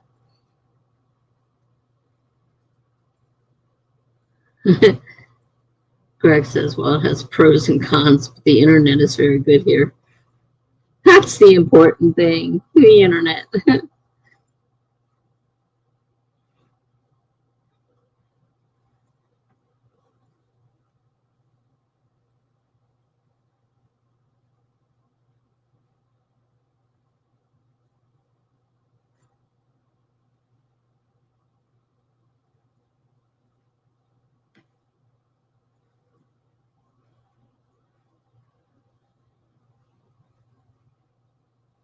Yeah, they're busy building. They built one brand new complete hospital, and this one's just getting a new section, and then they're supposed to remodel the old ones too, so that they would have extra space.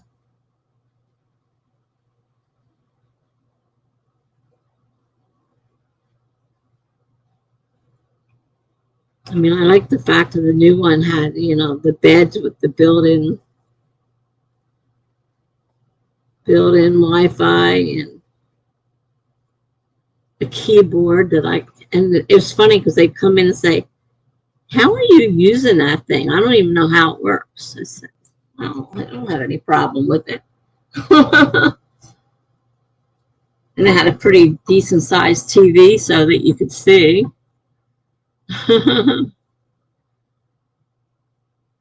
uh, I heard it feels like there's an eyelash or something stuck in it. I had that the other day. It was really annoying. I'm like, if it doesn't come out soon, I'm going to have to go get eye drops and see if I can get it out that way. It did finally stop hurting, though.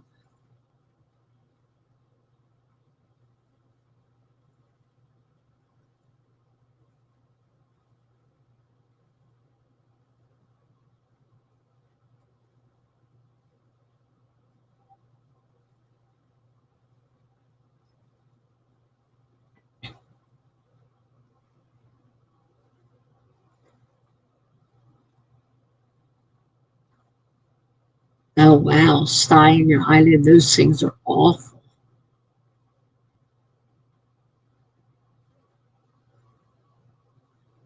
I haven't had one of those in a while, but man, they're pretty painful.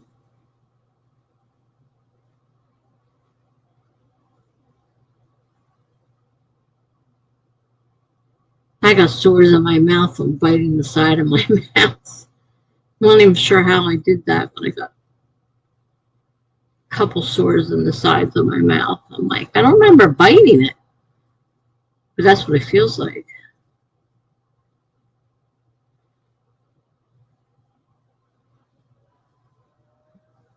Oh,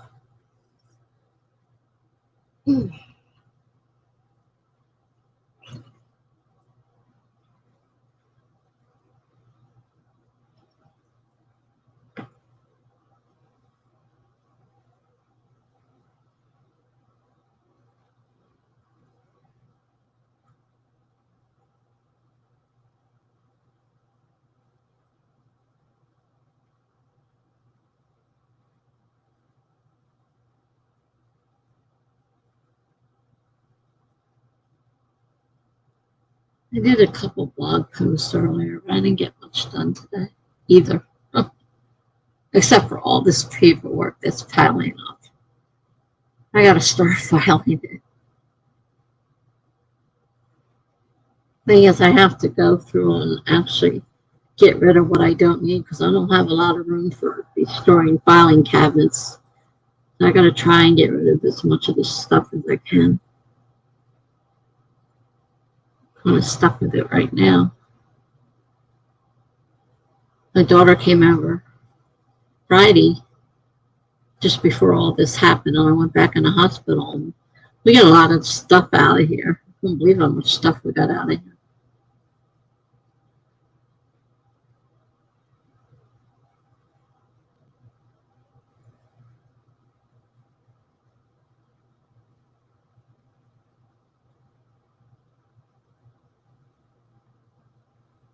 Just took some out yesterday too.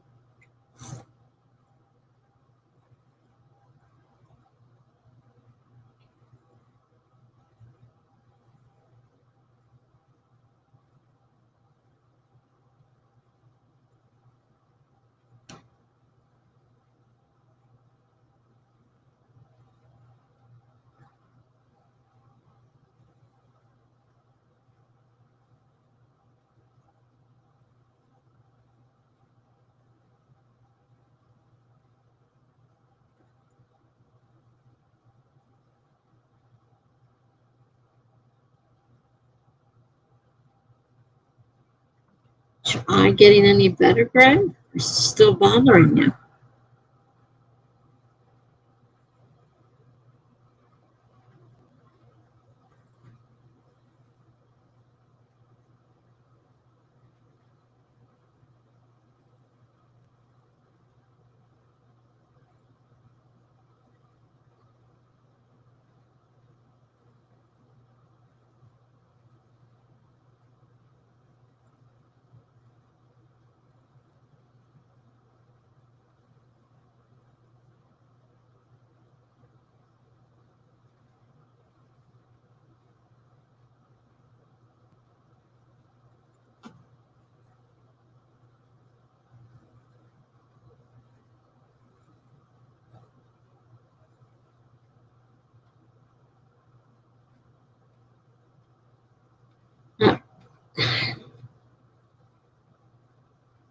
Why this pen is not working right. I hate to think I bought 120 pens that don't work. I used the first few pens though with fine. I don't know why these are not working right. They're like brush pens. So they're not, like they don't have a hard writing surface. They're like brushes. And you're supposed to be able to make it thicker and thinner, which is part of learning how to do this hand lettering. But the pen doesn't want to do anything but thick. I can't, no matter how lightly I try to go, it seems like it's super thick.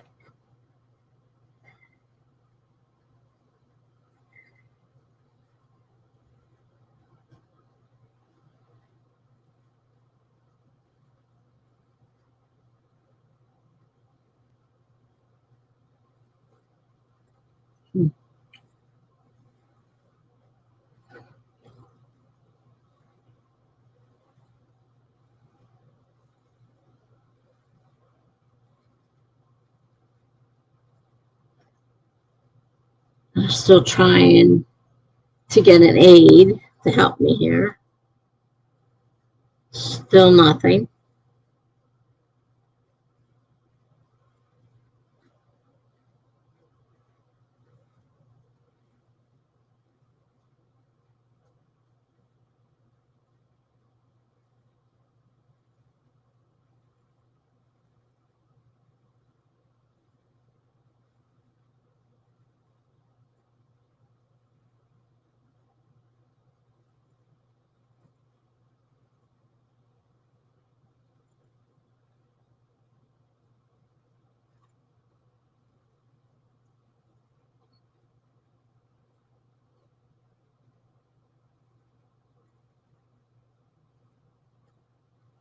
Yeah, I do need someone. It's very difficult, especially getting dressed with it's hard enough getting dressed without having a broken leg, but trying to get dressed and pull, clothes and stuff over the boot, which is so big and bulky. It's hard enough trying to fit my foot in there without having this stupid thing on.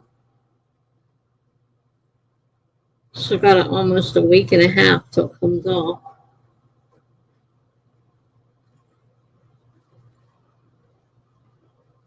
Which sucks. I want to get it off this Monday, not next Monday. But it's holiday. So that isn't happening. I just hope that this thing healed and then they're not going to say, oh, well, you're going to have to keep it on a few more weeks or something like that. That would really suck.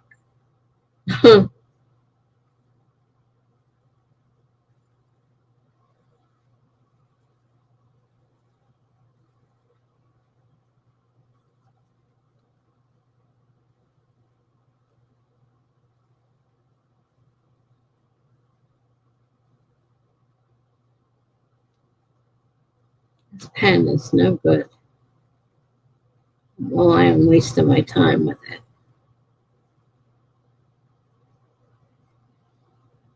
It's not working the way it's supposed to.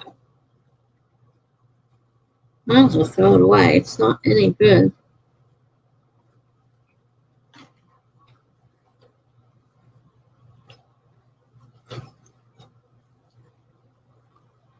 Ah, there's Miss Lizzie.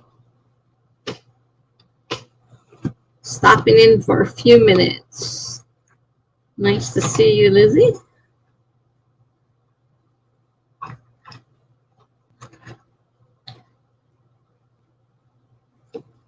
I think there is something between my eyelid and eye. That can be really uncomfortable, for sure.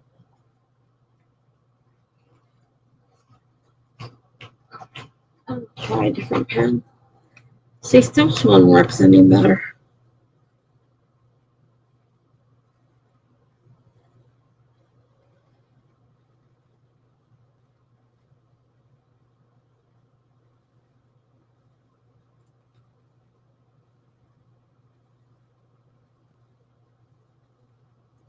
A little bit, but not much.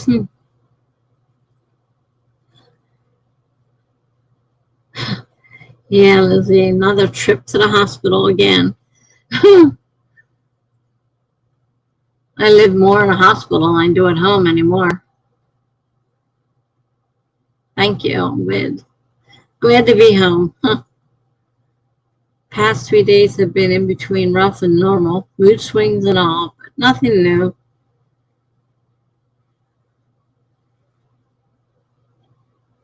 I ran out of my anxiety medicine, and I'm trying to get that. The only good thing about going into the hospital is they had the medicine there and I don't have it here. So I was able to get it. But when I came home, it hadn't arrived. And I called and said, "Where is my medicine?" And they're like, "Well, your doctor didn't send the right thing. She didn't sign it. She didn't this, she didn't that." I said, "She's been doing this for a long time now. I find it hard to believe that she didn't do any of the things you're saying she didn't do." So I contacted her and said, "Look, I'm out of this medicine completely, and they're telling me that it's going to be 5 to 7 days before I get it. And it's the kind of medicine you have to take every day or you got a problem, because you get addicted to it." So finally, she sent a thing back and said, "Look, can you expedite this order? Because the kind of medicine it is, I really need to have it. Can't be skipping it." So supposedly they're going to expedite it a little bit anyhow. Because he says, "I feel better when you are streaming, even if I can't make it. I feel safer knowing that you are always streaming for long hours." Tonight's not going to be long. Jenna says, "I really miss your streams and know there are others, but I like this one." Well, I'm glad you like this one. I like you too.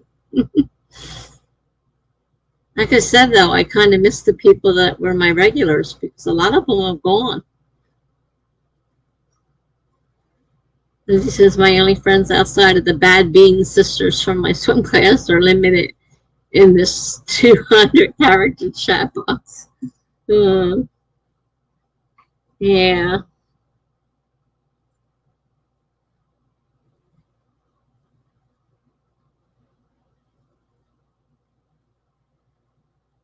it can be rough. But like I said, what I find the hardest though is losing so many people every time I go in the hospital. Then I have to get a few more newbies, that come back, and then I'll lose them too. Jenna said, though, it's nice getting to know the other Authortubers.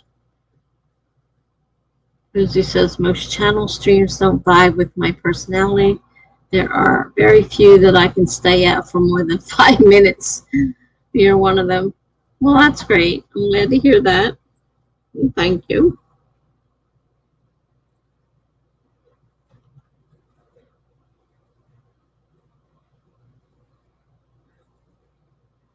I try to be laid back.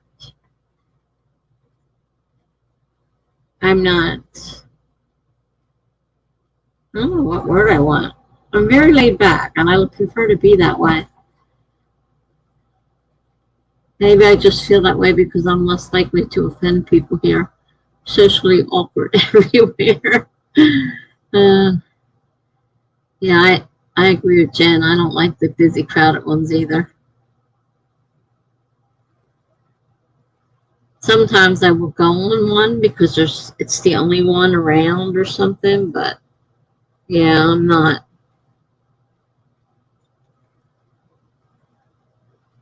I am definitely not into the big, thick crowds.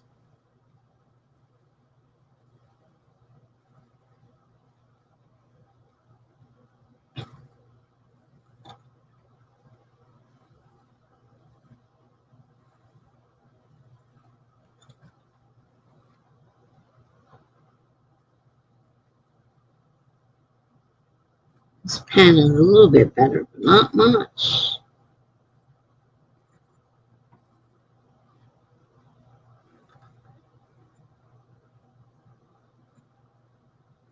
Let's see. Lizzie says, okay. Oh, I don't like crowded ones either, Jenna. Like the popular channel ones, you don't get to know anyone because too many people are spamming the chat box, like talking about dogs. Well, sometimes the things is so many people in there that the whole thing is just running so fast you can't even possibly read it to even know what's going on because it just keeps, running like crazy. And I don't like the ones that are like a click either. Yeah, me either. If Jenna says next weekend should be interesting. Well, I definitely am on 2 streams, and I just asked to be on the 3rd one. So that ought to keep me busy for the weekend. She says, can't stand it when too many people comment about the exact same thing, just a strange pet peeve. Imagine 100 people saying cute dog at once while you're trying to share something about you. That gets me to leave quickly. Yeah, there's a lot of them like that. Especially if the dog or cat or whatever animal they have comes into view and everybody's, oh, what a cute doggy. And everybody's saying it, it's like, all right, we don't need everybody in here. All however many hundred of you there are saying cute doggy.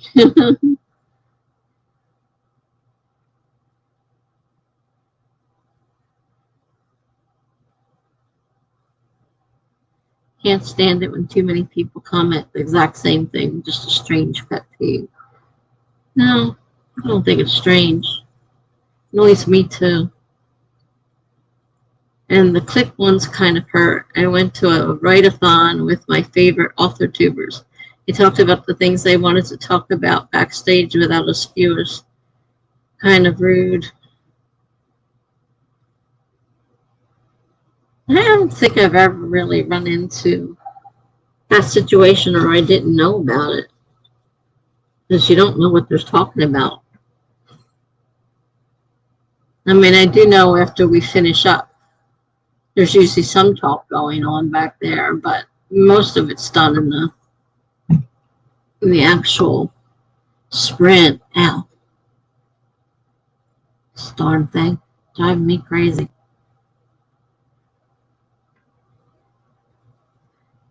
Lizzie says, I don't stay on those co-host popular girl ones anymore.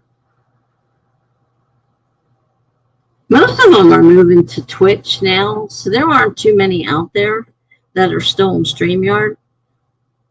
So I don't see too many of them because I won't go on Twitch. I hate it. Lizzie says, I mean, we're here giving you views, and you're talking to your co-host about how you wish we weren't here so you can talk about your stories and your personal lives. I've never run into that. I may have been thinking about it, but I've never ran into anybody saying something like that. That's pretty rude.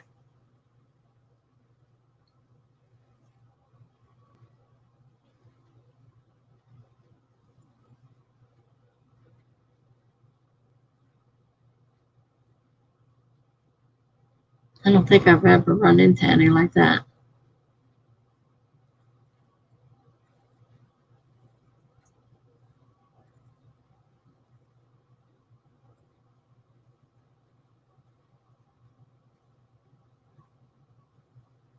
Treating your viewers like numbers are offensive. Well, some people, that's all they're interested in.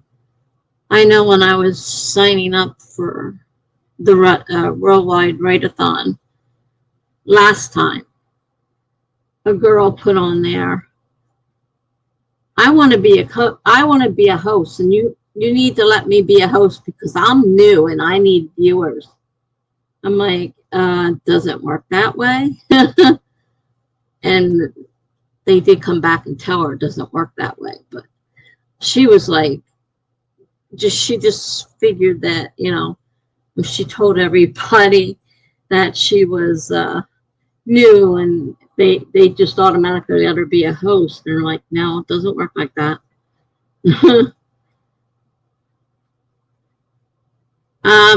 I hope, as far as I know, they're supposed to be streaming on StreamYard. Whether they do both, that's a whole separate situation because it does allow you to do both if you know what you're doing.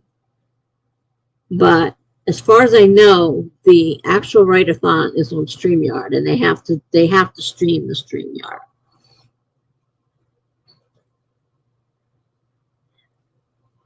Lizzie says, remember the person I was talking about the other day, body swap stuff? Her friend's streams went from inclusive to that in NaNoWriMo. Thankfully, those are only the big write-a-thons, not the regular sprints. I don't do write-a-thons. I like co-hosting the write-a-thons. This one's going to be a little different, though, because I don't know these people. In the first two, I think it was the first two. Well, the first one was all big names. It was all big names doing everything. And then they opened it up more, and the next time, you didn't see as many big names. It was mostly smaller people. And this time, they're really small. Some of these people have never streamed before. They have no idea what they're doing.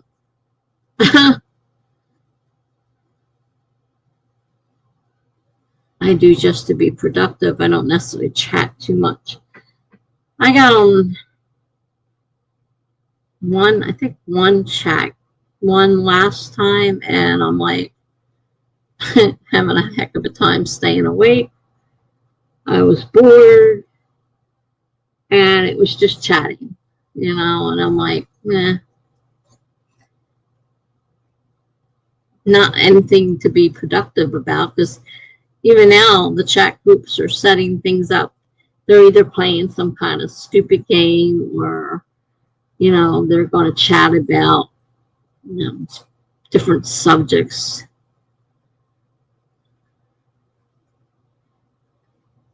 Does Devin do a playlist for the write-a-thons? I don't know if he will, but they're doing a playlist. So, like, when it starts, Jessica Williamson will start it off. And as long as you click on the link for the playlist, and I think she might already have it in her YouTube, it'll just move automatically from one to the next. You don't have to go looking for the next one each time.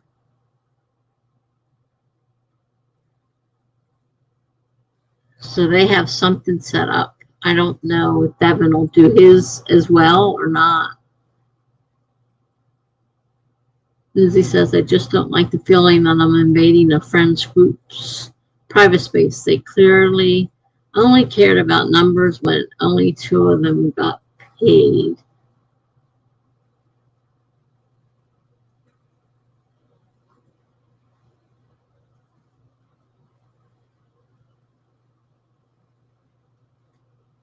They really changed it up this year.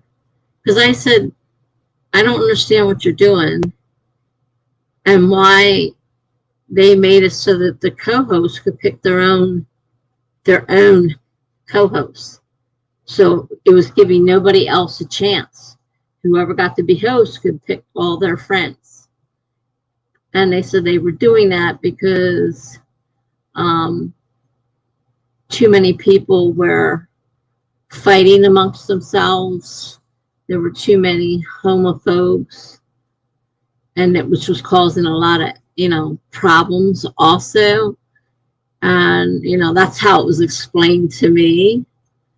Because I went in and I said, well, I want to, I saw the thing and somebody was advertising for a co-host. And I said, well, I'd like to be a co-host.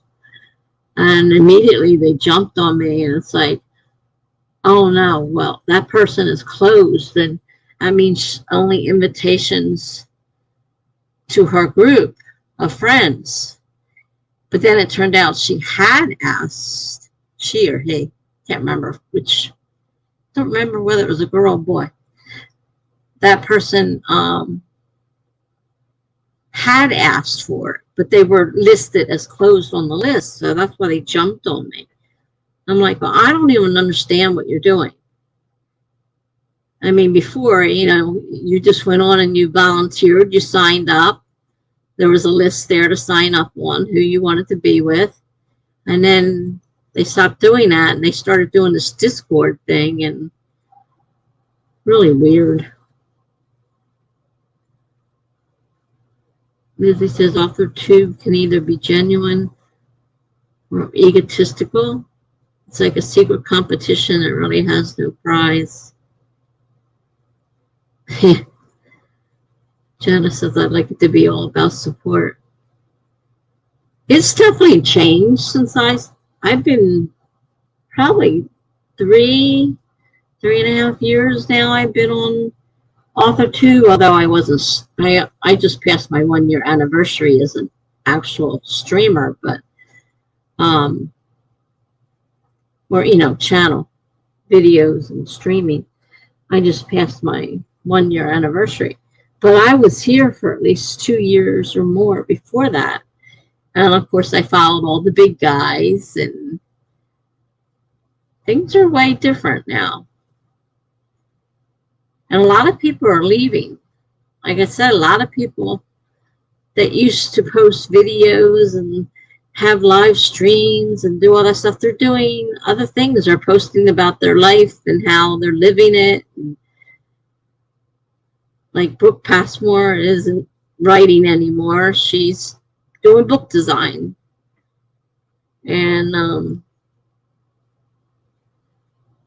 Natalia Lee is all about her van and where they're living and that stuff. Like she'll talk a little bit about her business as an editor, but she's another one that went off doing other things. And who else? There's another big one.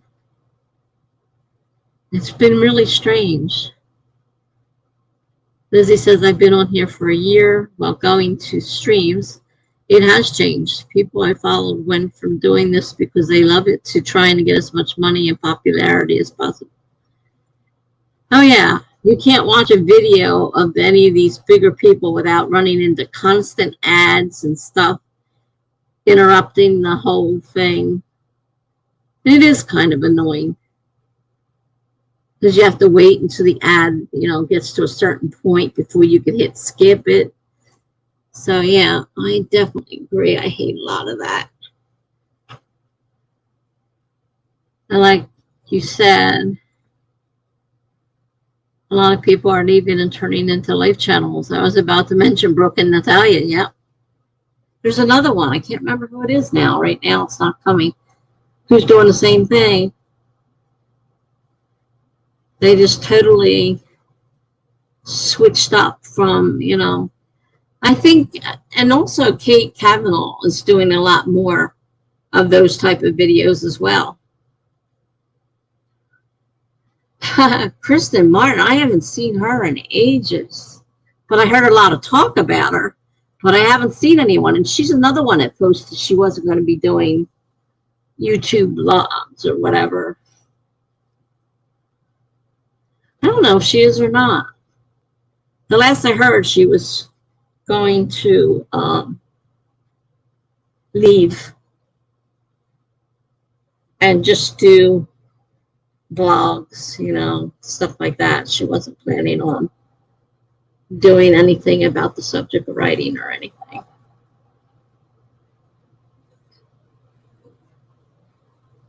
But yeah, I don't know. Oh no, Kelly. Her name's Kelly. Kelly Martin.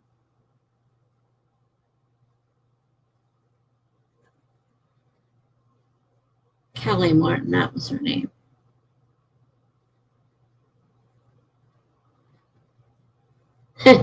There's only so much writing you can talk about on here. Yeah, it's the same stuff over and over again. As he says, oh, I hate it when there are so many ads on one video. That's why I love Sarah Cannon. She does 1 or 2 ads and allows us to watch freely. She cares about helping people. Not the money, and shares money as a reward.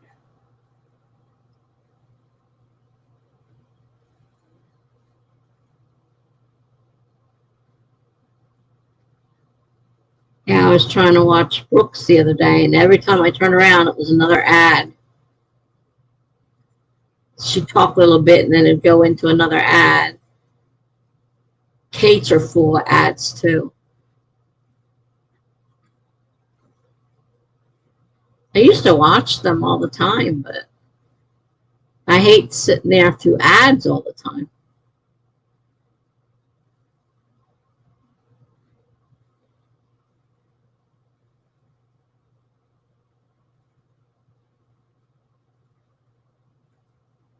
I used to watch, no, I've forgotten her name. She was one of the big names on Authortube when I first started, and now her name is escaping me. Oh, man. I remember.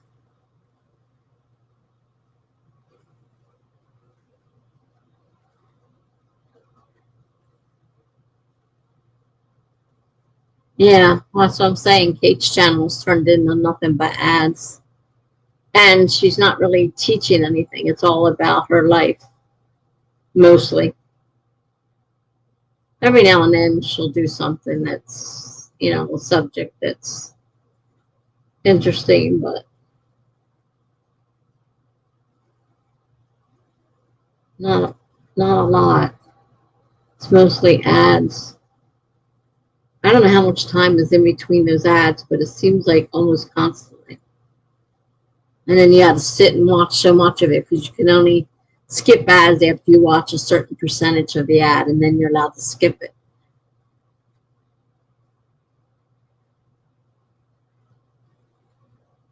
Okay, she's not doing all the truth videos anymore.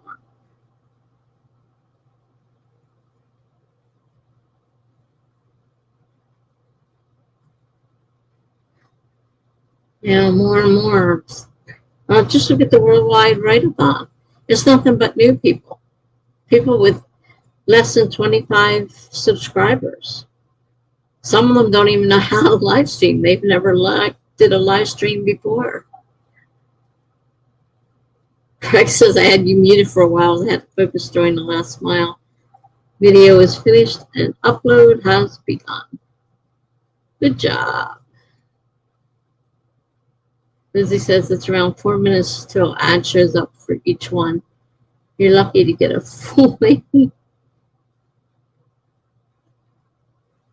Yeah. It is getting bad. A lot of these people are trying to make money off of Authortubes, so that means they have to do everything, possible. Well, hi, Maggie. Nice to see you. And thank you for hitting like.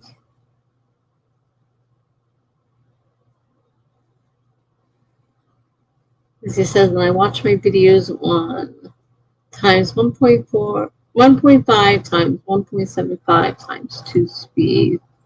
So the ads come in much faster. Yeah, I guess so. Jenna asked if you can adjust that. I wasn't aware of it, but I guess anything's possible.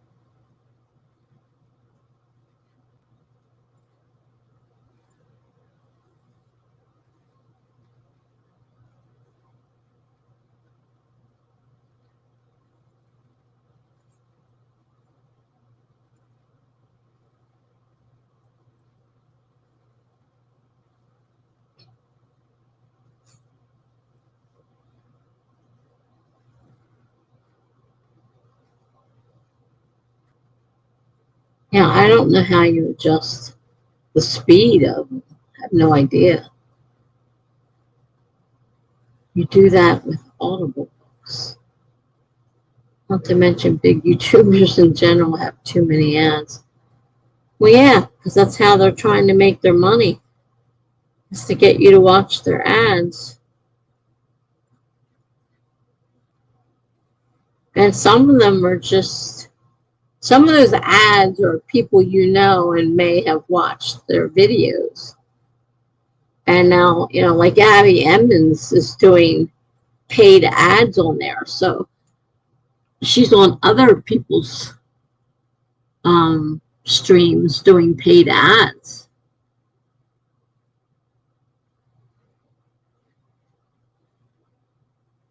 Is it YouTube that puts the ads in? If you set up to monetize, you have to choose how you want to monetize. But yes, you do it through YouTube. You have to have so many subscribers before you can monetize. I think it's 1,000 before you can even begin to monetize. And of course, there's Patreon and there's Coffee. And, people set those up to make money. And then there's things with chat, which has I forget what they call them. But you can actually tell them you want to put, $5 or whatever amount. I've seen some really big ones on some of these channels. And Super Chat, I think it's called. And then you can, put a comment in there if you want or whatever. And people just give them money, and you can make your channel a paid channel that they have to become a member of, and they pay, X amount a month to be a member of. There are a lot of ways of monetizing.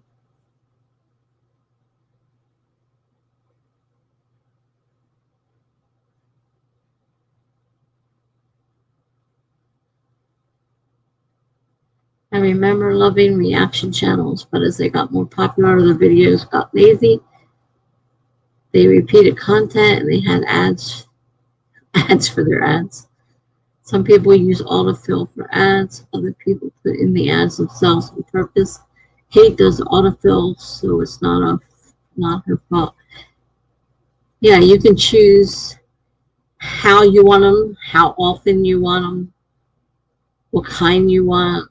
There's a lot of settings where you can just let it do whatever it wants to do, and it'll do it at a certain time. It'll put an ad in there. You can speed up the videos, go to the settings on the video, and go to playback speed. Interesting. Rex says, yes, 1,000 subscribers and 4,000 hours watched. I am at 1/4 of the way there. Yeah, I'm not planning on monetizing. I'm just doing this for fun. As he says, hey, just be based on how fast or slow someone talks. Eeks. Interesting word. I would do for ads, 1 before video, 1 or 2 in middle, depending on how long it is, and 1 at the end. I'd only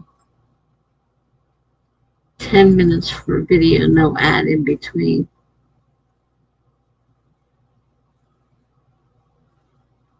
I really hate it too, because it always interrupts right in the middle of something. So it's not like, there's a break in the conversation. It just comes right in and breaks into whatever video they're putting on.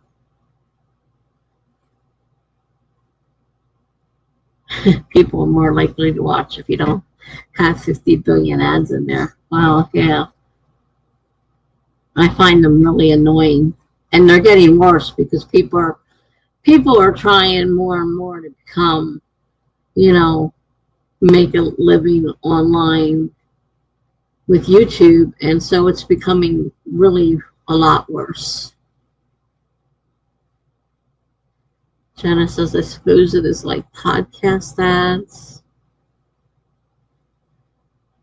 Lizzie says, I would put an ad in a break. Yeah, most people, they just come in and they interrupt whatever they happen to be saying. So it could be right in the middle of something important that you wanted to hear, and then all of a sudden you've got an ad there. And then you got to wait X amount of time before you can hit skip it.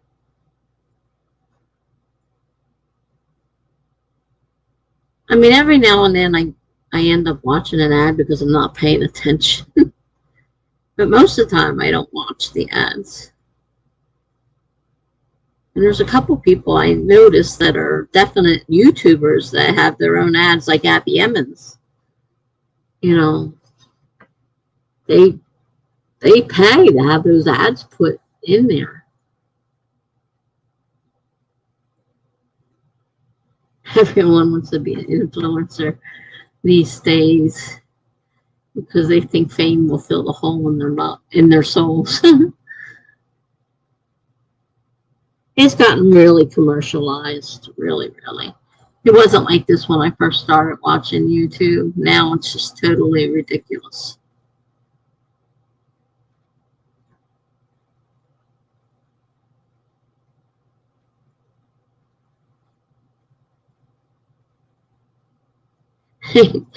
Jenna thinks it sounds exhausting personally. Lizzie says Abby Emmons doesn't have experience on half the stuff she talks about. That's why I go with Bethany. I don't know how it's pronounced, Atazada instead. Abby Emmons just goes on and on and on and on, and I'm like, there's something about her I don't like. Really don't like. I like Bethany. I watch a lot of Bethany's videos. I like her. But Abby Emmons is very standoffish is the word I want. Standoffish, I guess. She's snooty. She likes to come off as a big thing, and she knows everything. That's her way she is. I don't really care for her, so I usually don't watch her videos. Because he says all these new celebs these days aren't even good. Whatever happened to people with talent? You don't need talent anymore. Just money. Money to get your face in front of the camera. Oh yeah, people can't even write or publishing books and making businesses off of them. That's for sure. And it's the same old stuff in each book, just packaged differently. It's the same stuff. I mean, there's only so much stuff you can say about each subject, you know? There's nothing new under the sun. It's just in how you package it. Or if you happen to hit the new people coming in before they, latch on to somebody else. Hi, Amelia.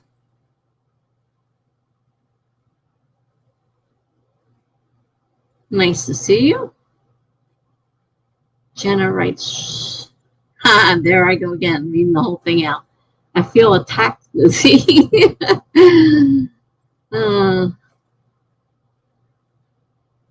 There's Amelia and her little pigs.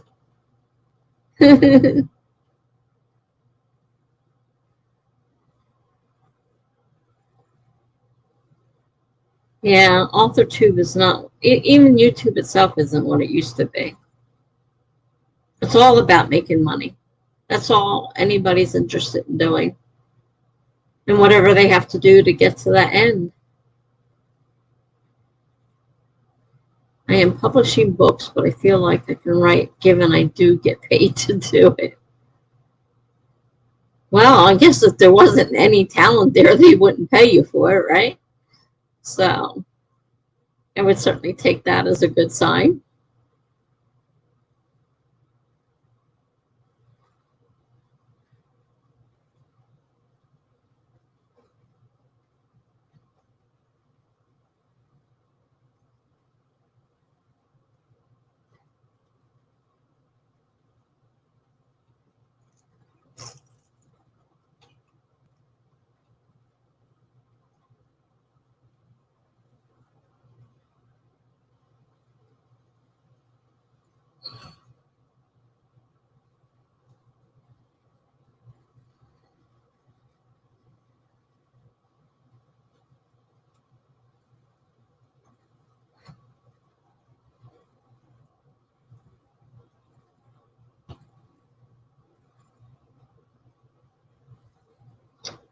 Amelia said, so many works are just derivatives of previous works.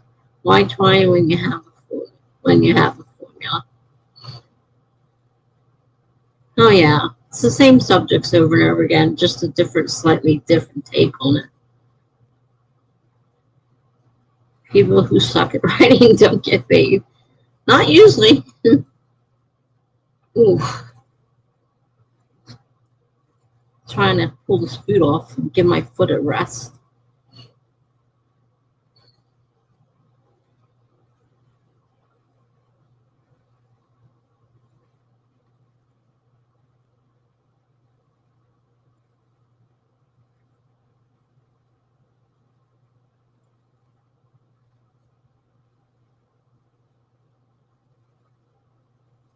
I am waiting to get paid for my stuff. It'll happen. You want to build up your name and get it out there. Become one of the chosen few that people are like Kennedy Fox. I mean, they're sought after. Everybody pretty much that is into romance knows. I just read part of one of their books the other day. It was a little different than I expected.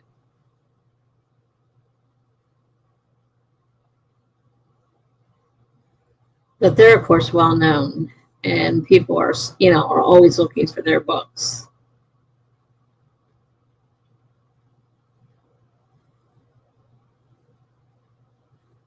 And according to Sarah Cannon, she seemed to be pretty much sought after too. Amelia said, I've heard that the new Disney movie, I think Legend of Raya or something, is painfully average. Based on a review for it, saw they had that whole annoying fart humor mascot trope thing going on. My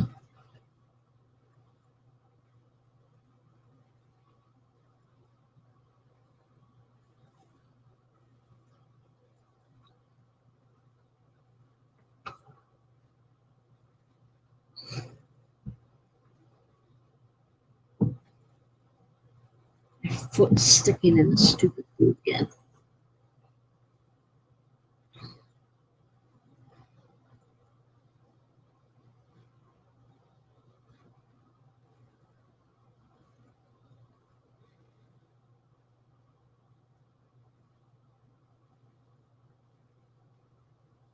Yeah, he says that is why I'm so scared of tropes. I really want to try to create a story that doesn't add to a genre.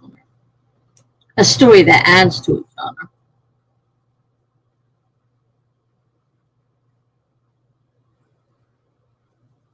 Lizzie says, what is happening to creativity these days?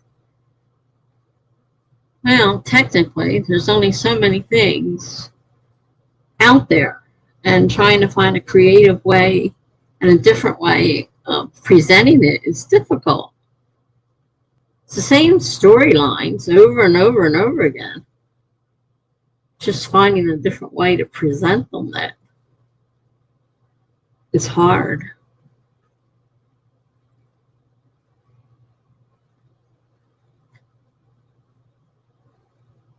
Ray says, by the way, did the whole annoying mascot thing become a thing? Olaf was cool, and then they started making them have the humor of a 5-year-old. Jenna says, I think that we all add our special touches to things we write. You have to. You have to make it different. I mean, who wants to read the same thing over and over again?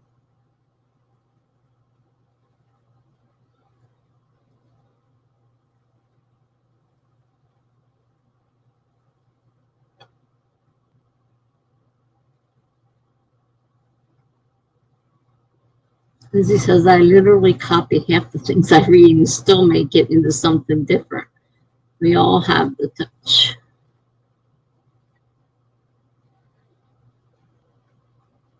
Well, like I said, there's only so many different story ideas out there. So unless you can, make it different, it's just going to all be the same thing.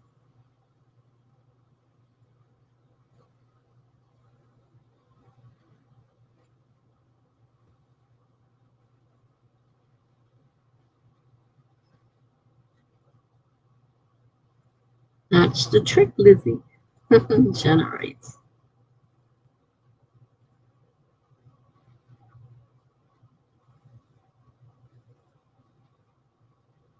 Now says Pixar has really lost their touch. Hope their new movie is cool. Jenna says, I have written the same romance book for clients again and again, but I make them all different in small ways. I don't find it too difficult.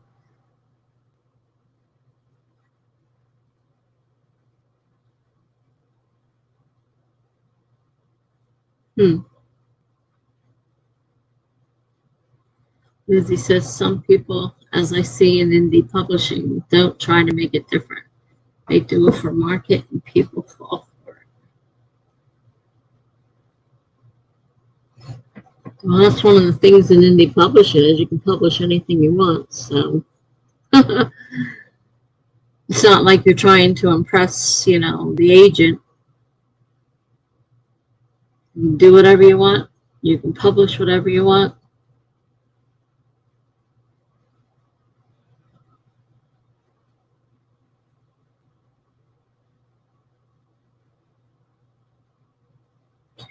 I mean, I think a lot of the quality in a lot of books have gone down over the years. But again, like I said, it's the same stories over and over with just a slight difference to it.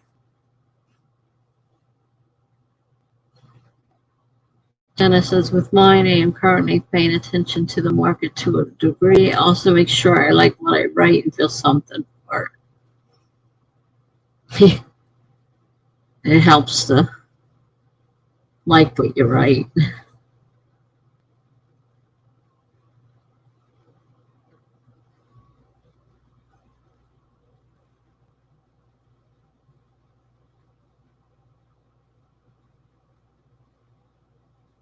Sometimes I wonder about these people that can just churn out hundreds of books. Like, how do you get all these stories? I know I can't. I struggle over just trying to get a story. A story, not hundreds of stories.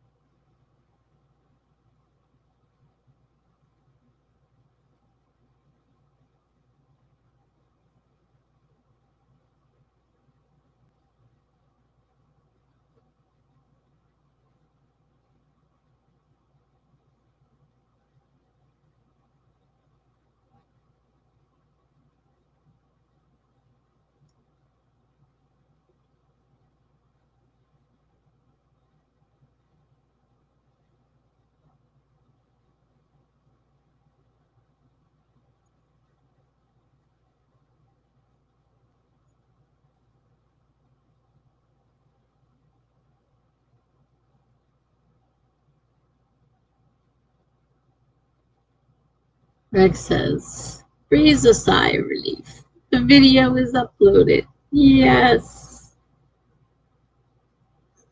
Good job.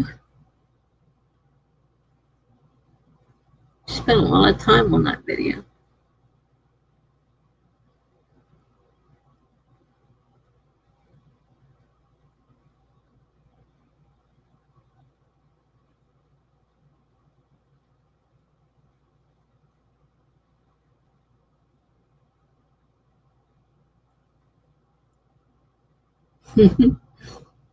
Hmm.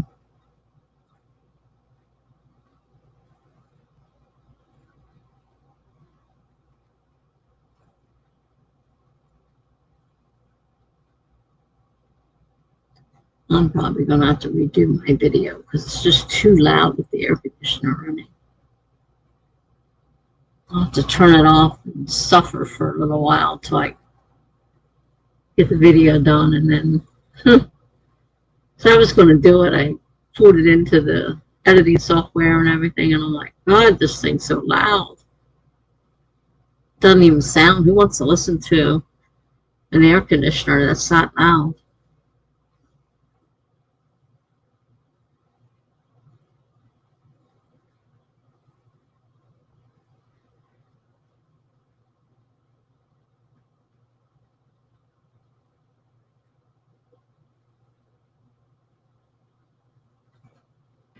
Somebody wants to sprint? Boy, we haven't had too much sprinting in here today. Of course, we haven't had too many people in here today either. We can sprint. It's fine with me. We set the timer. 25 minutes starting in 5, 4, 3, 2, 1, start.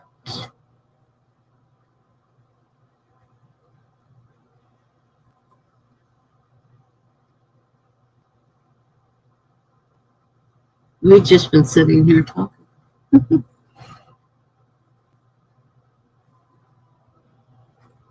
Mary says, I'm having a lot of fun with my newest project. I think I finally have the right premise and the right amount of accrued talent.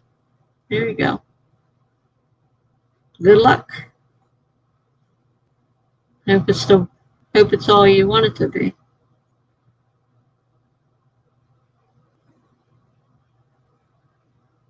I'm still struggling through my old project.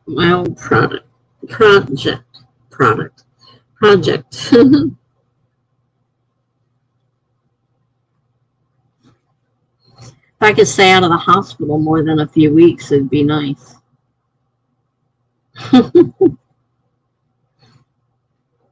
Never get anything done at the rate I'm going.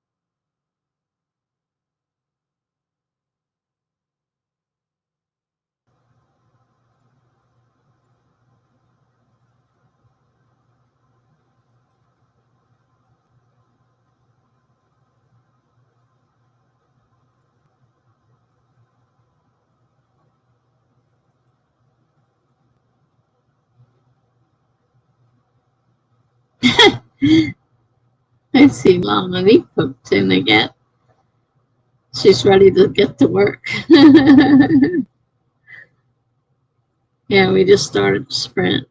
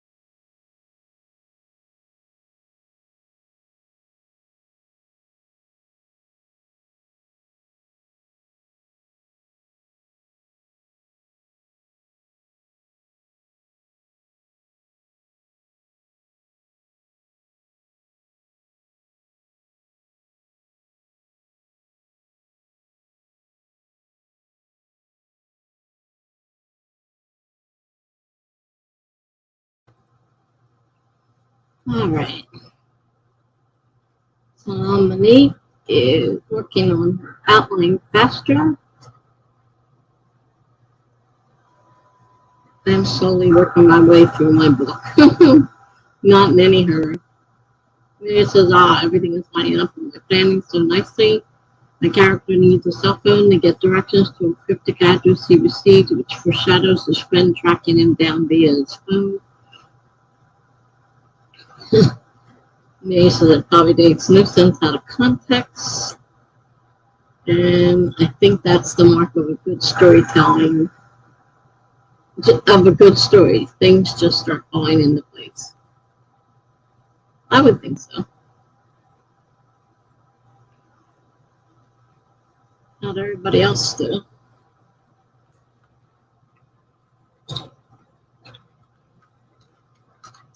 I hate unsalted potato chips. They have absolutely no taste. So Amelia got 123 words. That's good.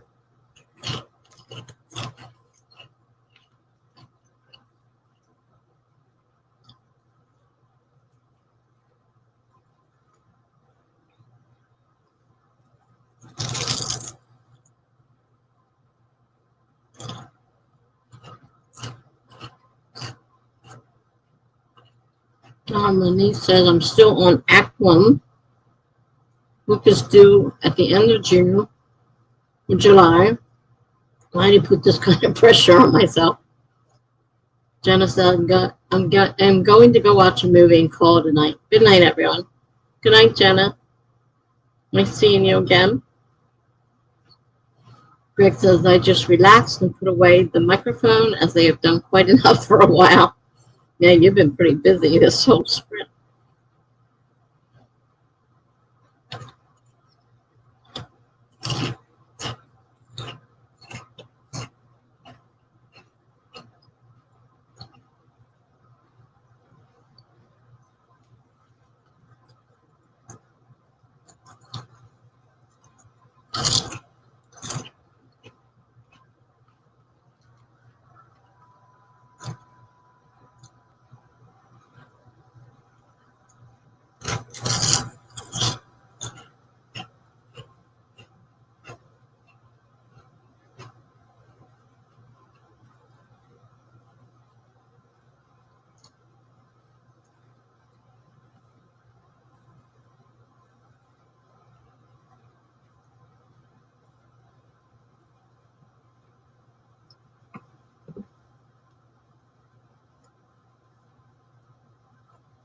I guess we can do a couple more sprints and then I need to do my breathing medicines and try to sleep since I've been up since 5 a.m.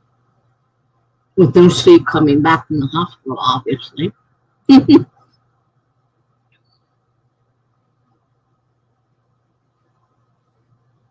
Should I start another sprint or what?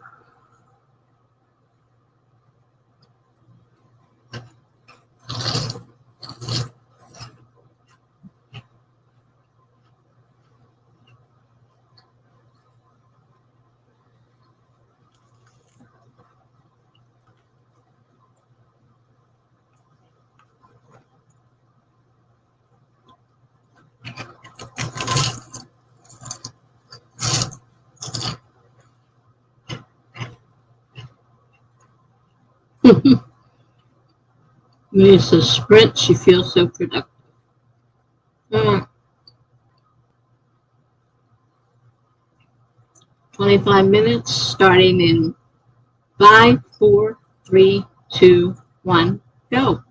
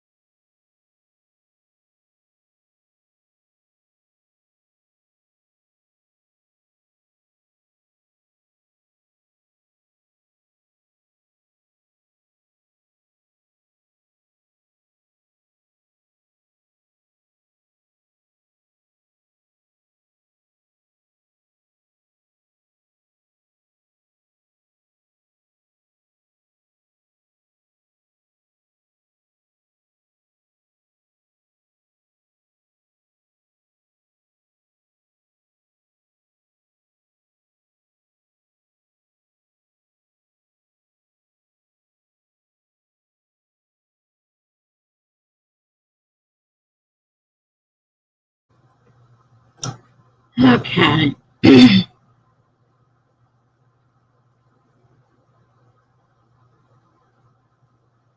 Yeah, I'm getting ready to start packing it in. I still have to take my medicine, get ready for bed. And it's still scary going to sleep when you're always afraid you're not going to be able to breathe.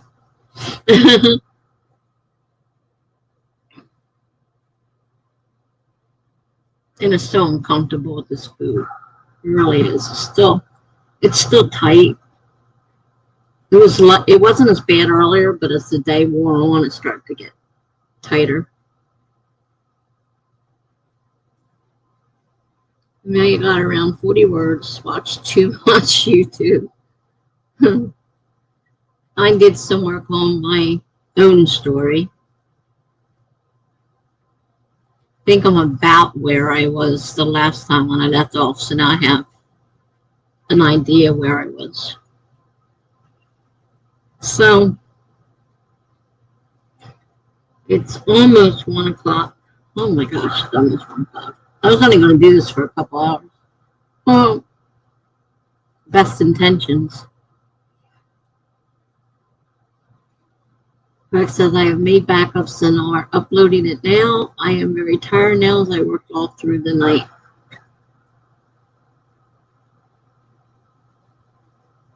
Maria says take care of myself. And Monique is almost the end of Act 1 with outlining. Cool. For future reference, we know that 5 hours counts as a short sprint for Tessa. It does. I sometimes go 11 and a half. So, yeah, 5 hours, 5.5, technically, is a short sprint. It's like half a sprint for me. So I think I'm going to say goodnight now. I have to get ready for some sleep. I don't know how early I'll end up waking up tomorrow. You're welcome to the sprints as always. Good night, everybody. And we'll see you soon. Oh, no, just wrapping it up now. I was only planning on doing a couple hours, but they ended up running longer. Now I'm really tired. So, this is a short sprint. They were just laughing about that. 5 hours counts as a short sprint for me. Bye, Greg. So, good night, Amelia. Good night, Lamani. And good night to Melanie.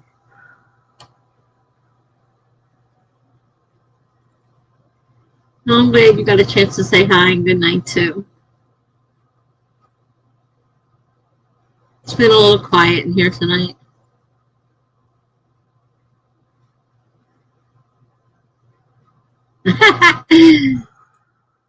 Greg says, first time I was present for the entire Tessa stream. Actually not. We had a couple conversations late at night, you and I.